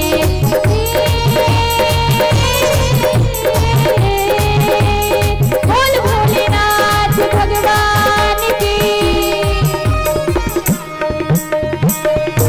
तो ऐसी जैसी भगवान की बारात आई तो देख देख के तो सारे देवता परम हर्षित हो गए कि चलो महाराज अपनी जमात लेके अब बारात लेके चलो। तो हमारे भोलेनाथ भूत प्रेतों की जमात लेके वह दिव्य बारात लेकर के तब हिमाचल नगरी में पहुंचे। और इधर जैसे ही हिमाचल नगरी में खबर फैली कि बारात आ गई है तो एक स्वागत समिति का गठन किया गया। बड़े बड़े जो वयोवृद्ध जन थे, जो सम्माननीय, जो गणमान्य जन थे, उन्होंने स्वागत समिति का गठन किया और स्वागताकांक्षी सब बड़े ही उत्साह के साथ, बड़े ही आनंद और तैयारी के साथ द्वार पर आए बारात का स्वागत करने। और आप जानते हो कि बच्चों की हमेशा यही भाव रहती है कि जब दूल्हा आ जाए तो दूल्हा देखना है, यही भाव कह कह के, यही शब्द कह कह के सारे बच्चे बारात देखने पहुंच जाया करते हैं। तो जब स्वागताकांक्षी खड़े हुए दरवाजे पर स्वागत करेंगे भगवान भोलेनाथ की बारात का, तो सारे बच्चे ताली बजाते हुए वहां पर खड़े हो गए कि हम भी देखेंगे बारात कैसी है। अब हमारे भोलेनाथ की बारात आ रही है, तो सबसे पहले उन बारात में इंद्र अपनी समाज के साथ आए। और जब ऐसा चमचमाता हुआ भव्य इंद्र का समाज देखा तो सारे स्वागताकांक्षी बड़े गदगद हो गए। धन्य है पार्वती का सौभाग्य, कितना श्रेष्ठ दूल्हा उन्होंने ढूंढा है अपने लिए। बच्चे तो बड़े गदगद हो गए इंद्र को देखकर। अरे इतना सुंदर दूल्हा हमने जीवन में नहीं देखा। पर बड़ों ने कहा ऐसे किसी को दूल्हा नहीं मान लिया जाता, एक बार कंफर्म कर लो, पूछ लो कि दूल्हे सरकार यही है कि नहीं। अब बच्चों ने कहा कहो सरकार, दूल्हे सरकार आप ही हो। इंद्र ने कहा कि भाई माफ करिए, हम दूल्हे सरकार नहीं, दूल्हे सरकार के मित्र हैं और उनके सेवक हैं, दासानुदास आप समझ लीजिए, पानी वानी की सेवा करने वाले सेवक हैं। अब तो बच्चे परम गदगद हो गए। धन्य है पार्वती मैया कि भोलेनाथ के दासानुदास इतने खास हैं, तो दूल्हे सरकार कैसे होंगे। तो इंद्र ने कहा कि वो तो पता लग जाएगा, जरा देर ठहर जाओ, फिर दूल्हे सरकार को देखकर ठहर पाए तो फिर हमें बताना। इंद्र ने कहा पहले ये बताओ जनवासा किधर है, क्योंकि हमारे दूल्हे सरकार इतने सुंदर हैं, कहीं उनकी सुंदरता देखकर तुम हमें पानी वानी पिलाना भी भूल ना जाओ। तो इंद्र ने पता पूछा जनवासे का, तो सबने इशारा कर दिया उधर है। तो इंद्र तो समाज से चले गए। अब इंद्र के पीछे हमारे नारायण प्रभु आए, और जैसे ही नारायण प्रभु का भव्य वेश देखा, कोटि कंदर्प लावण्य, भगवान का इतना सुंदर स्वरूप है कि करोड़ों कामदेव भी भगवान की उस छवि पर वार ही जाते हैं। और जैसे ही भगवान नारायण का वह दिव्य स्वरूप देखा, मंगलम भगवान विष्णु का मंगल भव्य स्वरूप देखा, सारे बच्चे परम गदगद हो गए। निश्चित यही दूल्हा सरकार है। पर सबने कहा कि एक बार फिर पूछ लो इनसे। और जैसे उनसे पूछा कि बताइए आप ही दूल्हा सरकार हो, भगवान ने कहा कि नहीं, हम तो तुम्हारे दूल्हे सरकार के मित्र हैं, सखा हैं।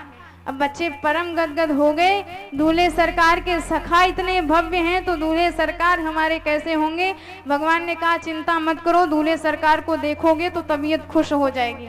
अब भगवान तो समाज से चले गए, और इधर बच्चे बड़े इंतजार में खड़े हैं कि कब दूल्हे सरकार की बारात आए, दूल्हे सरकार की छवि हम देखें।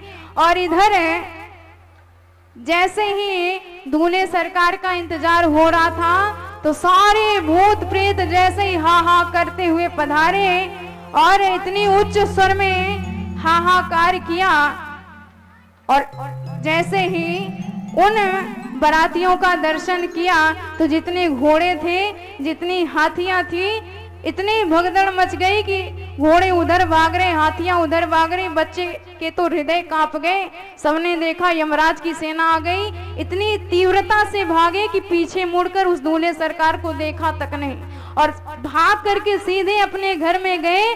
घर में घुसते ही जो सबसे आखिरी कमरा था, रजाई के नीचे लेट गए। और जब माता पिता आए, माता पिता ने तो सोचा कि दूल्हे सरकार को देख के आनंद के मारे यहाँ बैठा होगा। तो माता पिता ने पूछा कि बोल बेटा दूल्हा कैसा है, दूल्हे सरकार की बारात कैसी है। बच्चे कुछ बोल ही नहीं पाते। माता पिता डांट कर कहते अरे बताता क्यों नहीं दूल्हे सरकार कैसा है। बच्चों ने कहा दूल्हा तो एकदम यमराज है, फर्क सिर्फ इतना है कि यमराज भैंस पर बैठ कर आता है और दूल्हा सरकार बैल पर बैठ के आया है। माता पिता ने सोचा कि जब भोलेनाथ की बारात आई है तो ऐसी बात तो होना कोई कठिन बात नहीं है, असंभव बात नहीं है। भोलेनाथ के साथ तो भूत प्रेत रहा ही करते हैं। इधर बच्चे भागे, पर स्वागताकांक्षी लोग कहे कि कुछ तो यहाँ पर खड़े रहो स्वागत में। अरे बुरा भला दूल्हा जैसा भी हो, अपना दूल्हा है, पार्वती का दूल्हा है, स्वागत तो करना ही चाहिए। येन केन प्रकारेण स्वागत हुआ और इधर दरवाजे तक बारात आ गई।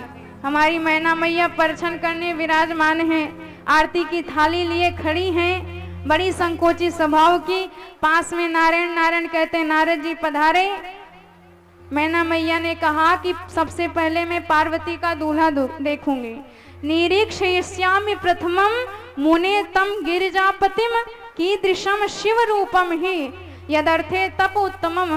जिसके लिए पार्वती ने तप किया है, मैं उस दूल्हे का पहले निरीक्षण करूंगी, परीक्षण करूंगी, तभी विवाह की अनुमति दूंगी। और मैना मैया तो आई दूल्हे का निरीक्षण करने। इधर समाज आता जा रहा है, कभी वरुण का समाज आया, कभी गंधर्व का समाज आया, कभी अग्निदेव का समाज आया, कभी चमचमाते हुए सूर्य देव आए। सबको देखकर बार बार मैना मैया कहती है नारद जी क्या यही दूल्हा है? पर नारद जी सबको करते हैं मना। मैना मैया कहती है कि नारद जी यह शुभ दिन लाने वाले आप ही हो, मैं आपके इस एहसान को कभी भूल नहीं पाऊंगी। नारद जी कहते हैं मैया यही बात हमेशा कहती रहो तब ठीक है। प्रायः कहते तो सब हैं पर मानते कोई नहीं है। मैना मैया ने कहा मैं मानूंगी। और जैसे ही नारायण प्रभु का समाज आया, देखकर गिरजा मैया कहने लगी कि हो न हो यही दूल्हे सरकार हैं।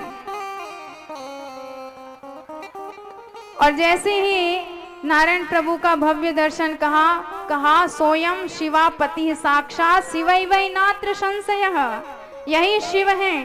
पर नारद जी ने मना कर दिया कि ये तो दूल्हे सरकार के मित्र हैं।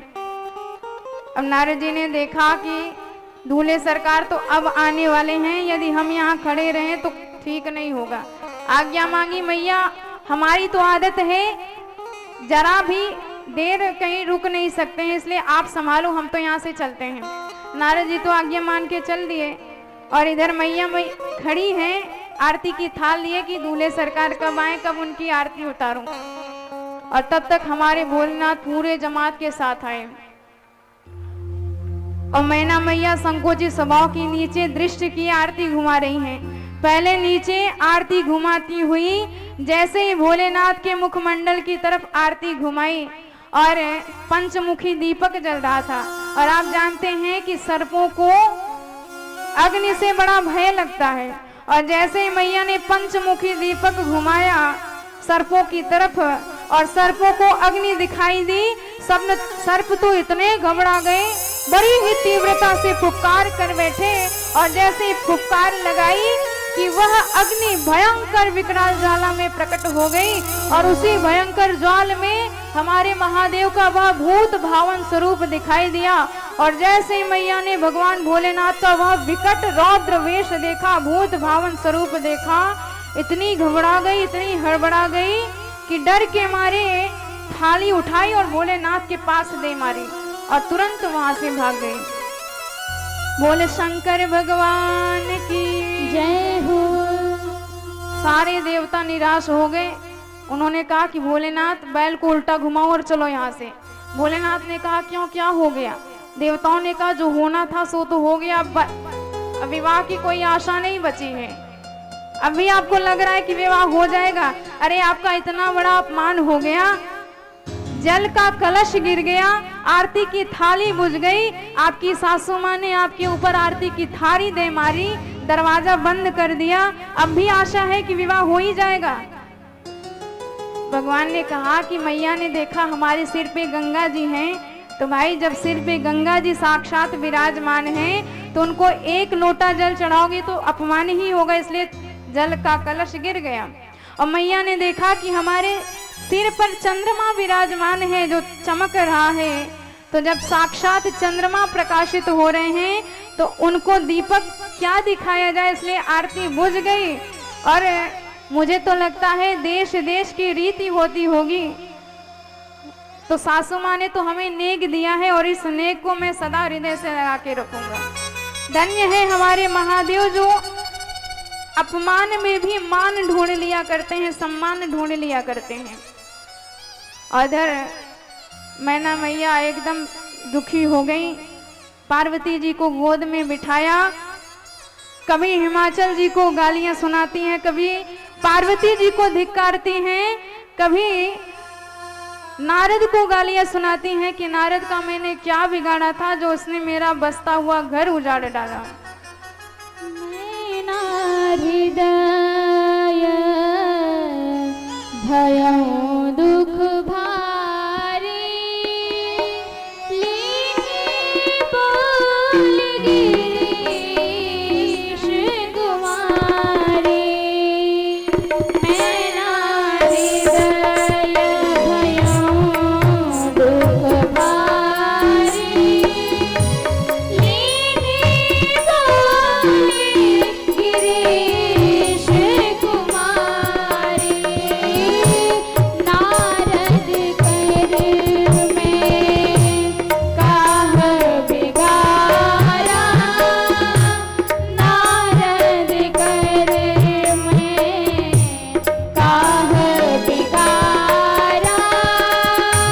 भवन मोर जिन बसत उजारा, भवन मोर जिन बसत उजारा।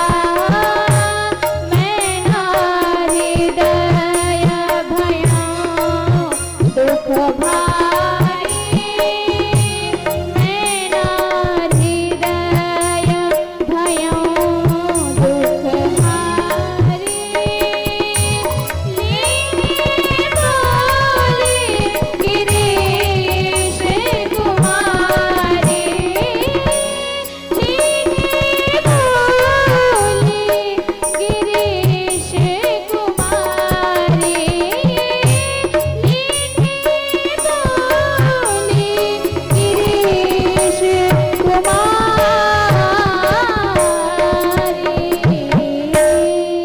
मैना मैया परम दुखी हो गई।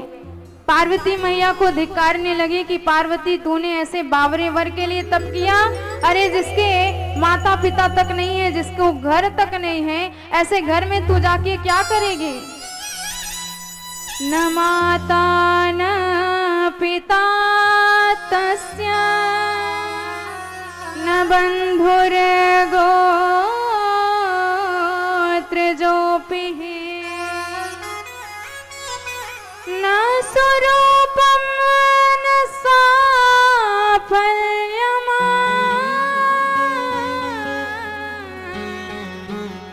न गृहं वास्य किंचन, न गृहं वास्य किंचन।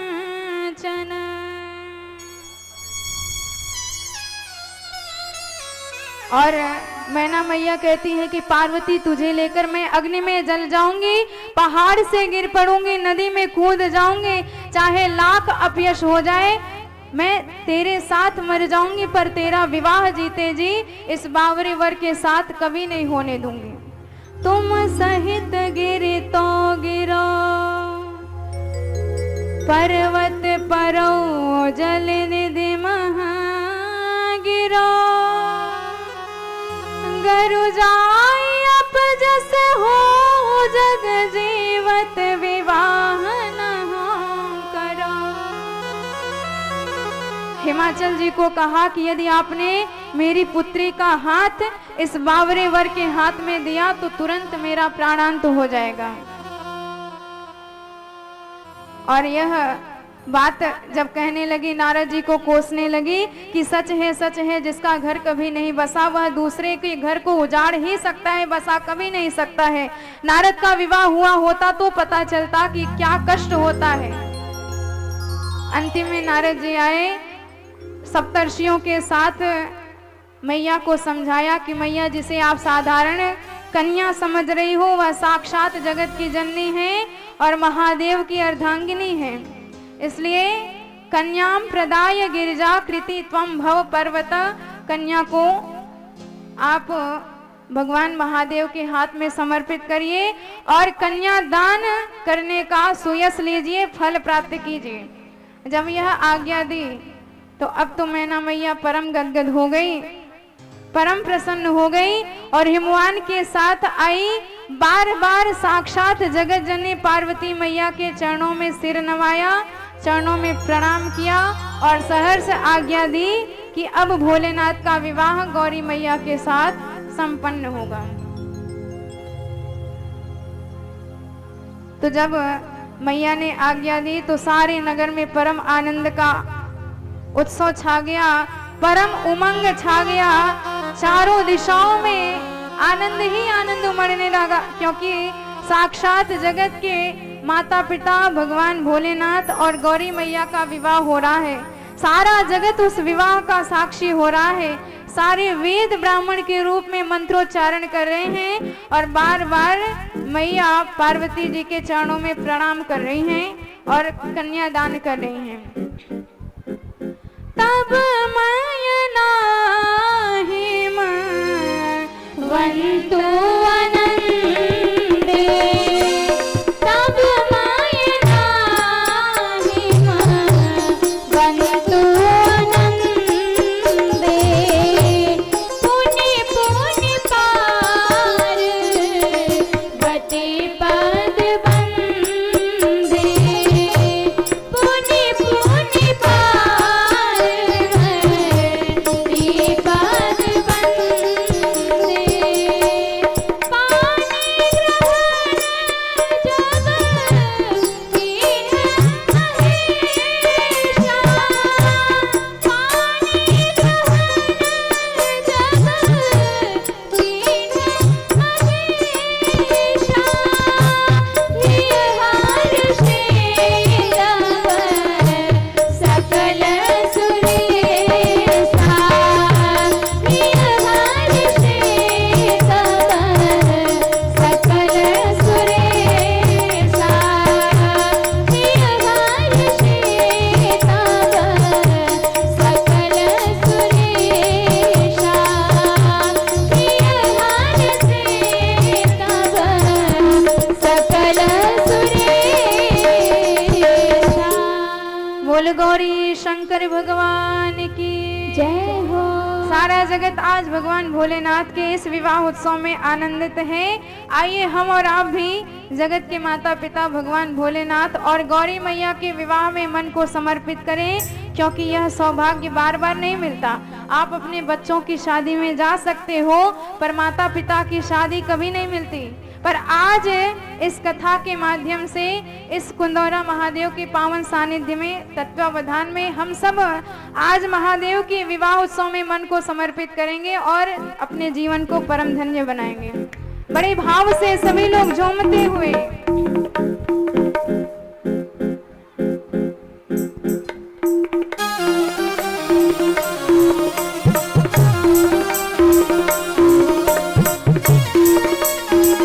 बोल बाबा महादेव की जय हो, बोल पार्वती मैया की जय हो।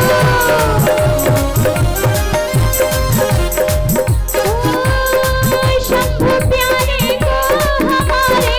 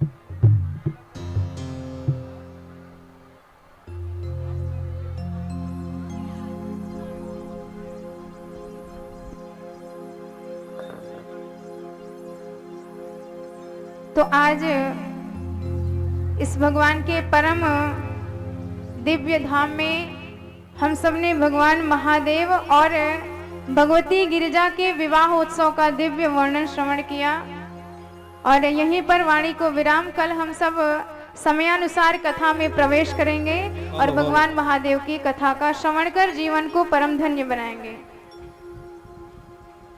बहुत ही सुंदर, बहुत ही अच्छा।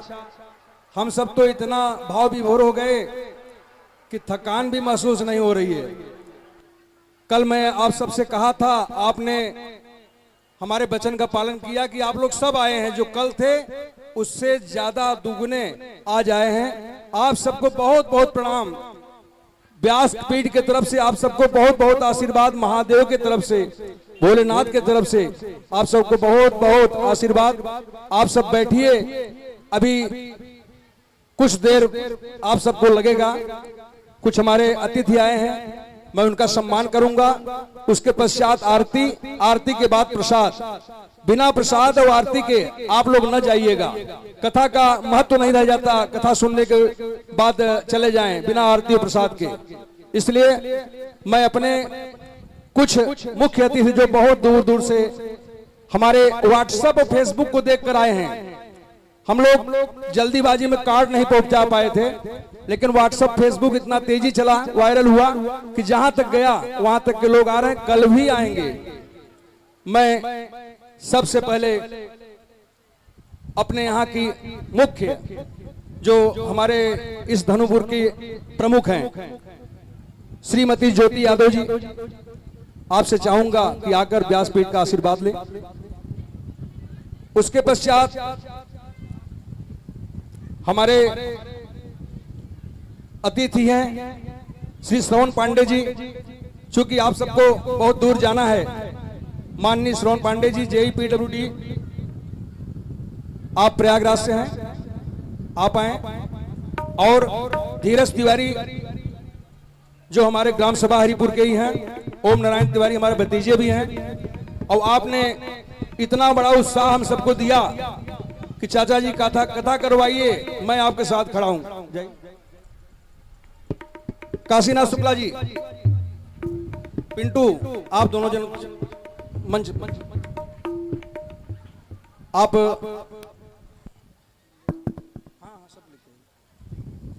और महेंद्र सिंह जी हमारे हंडिया के ब्लॉक प्रमुख हैं, आ गए हैं क्या? अच्छा,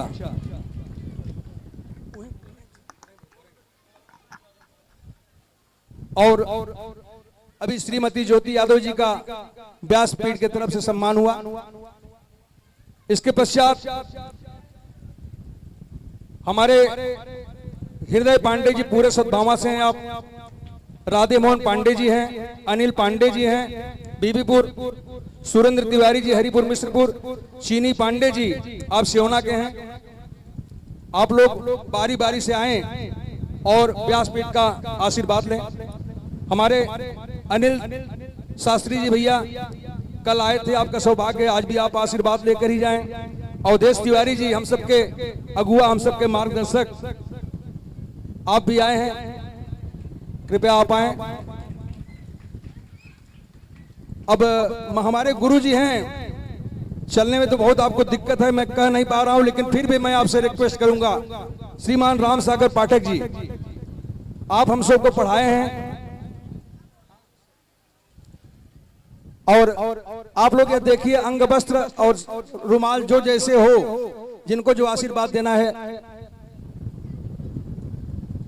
और हमारे ग्राम सभा के हमारे बड़े भाई श्री शबीनाथ तिवारी जी वीर बजरंगबली की जय का नारा लगाते हैं। आपसे भी मैं निवेदन करूंगा कि आप भी आएं।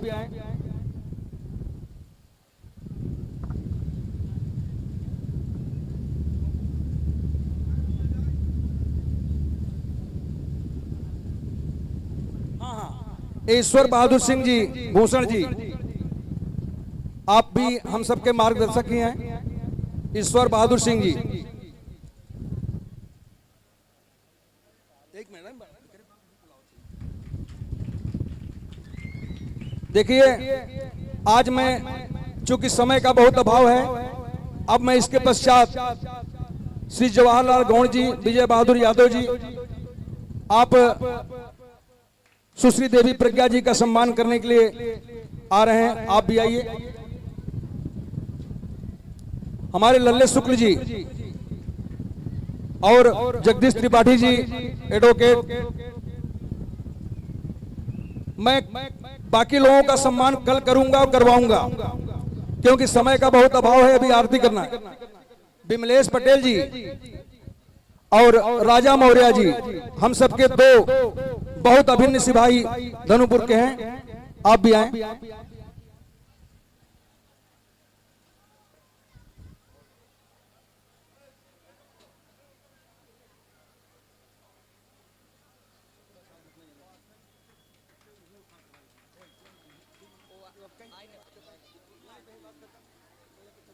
बस अब बाकी कल कराओ।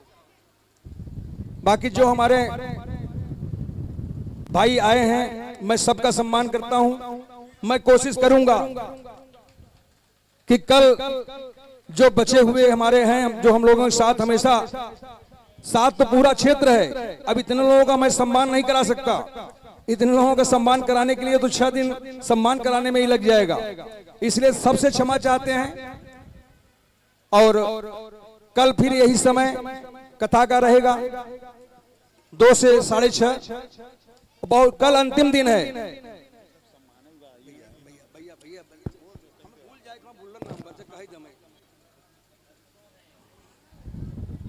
और कल भी आप 2 से 6:30।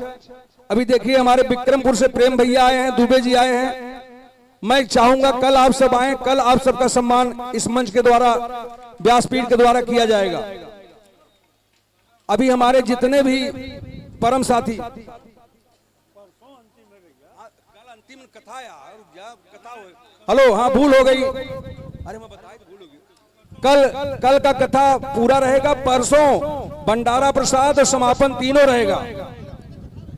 हाँ 12 बजे तक कथा रहेगा और 8 से 12, और इसके पश्चात बृहद भोजन प्रसाद भंडारा का कार्यक्रम है। जितना भी लोग आप सब आ सकें, यह भंडारा हमारे ग्राम सभा के हमारे भतीजे पीडब्ल्यूडी के जेई सोनभद्र जो इस समय कार्यरत हैं, आपके तरफ से भंडारा का कार्यक्रम किया गया है। आप लोग जितना भी लोग आए, आप सब आए, आप सबका स्वागत सम्मान किया जाएगा और सबका प्रसाद वितरण किया जाएगा। आरती के लिए सभी भक्तजन अपने अपने स्थान पर खड़े हो जाएं। आरती के लिए सभी भक्तजन अपने अपने स्थान पर खड़े हो जाएं। और आरती में जो जहां हैं वहीं उपस्थित रहेंगे, सबके पास आरती पहुंचेगी। प्रसाद के लिए सभी भक्तजन अपने अपने स्थान पर खड़े हो जाएं।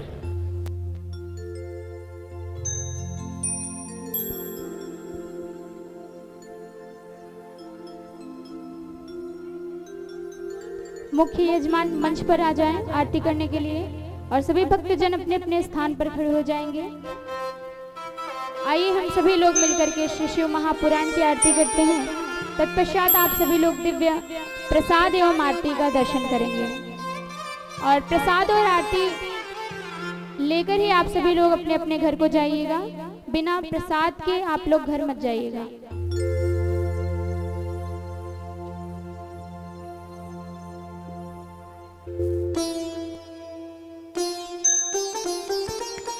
गुम हविः प्रजननं वे सुदशवीर गुम सर्वगण गुम सत्तये आत्मशनि प्रजा शनि पशु शनि लोक शनि भय शनि अग्नि प्रजां बहुलां मे करोत्वन्नं पयोरेतु अस्मासु दत्त।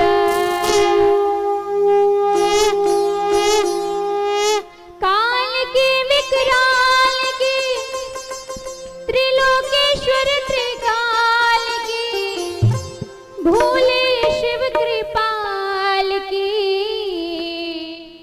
करो रे मंगल आरती मृत्युंजय महाकाल की। करो रे मंगल आरती मृत्युंजय महाकाल की। बाबा महाकाल की ओ मेरे महाकाल की। बाबा महाकाल की ओ मेरे महाकाल की। करो रे मंगल आरती मृत्युंजय महाकाल की। करो रे मंगल आरती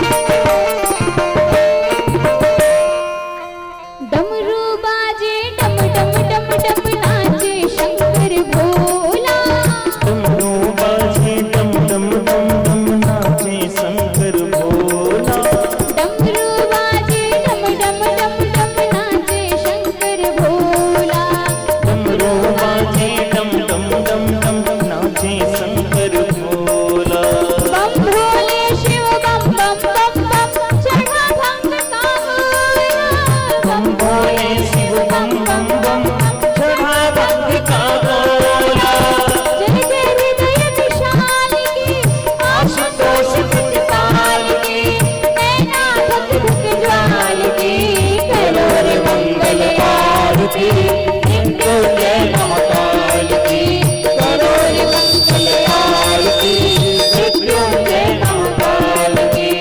बाबा महाकाल की ओ मेरे महाकाल की, बाबा महाकाल की, ओ मेरे महाकाल की, करो रे मंगल आरती, मृत्युंजय महाकाल की, करो रे मंगल आरती, मृत्युंजय महाकाल की।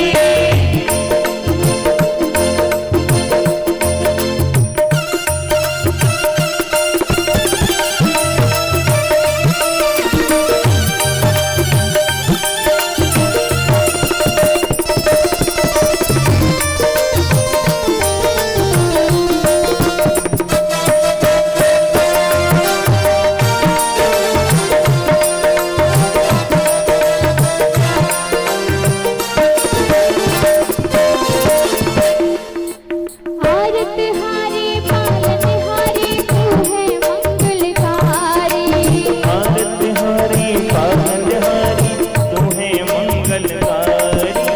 आरत हारे पालन हारे तू है मंगलकारी, आरत हारी पालन हारी, तू है मंगलकारी। मंगल आरती कर नर नारी पावे प्रधान तुझारी, मंगल आरत कर नर नारी, पाए पदार्थ चारी।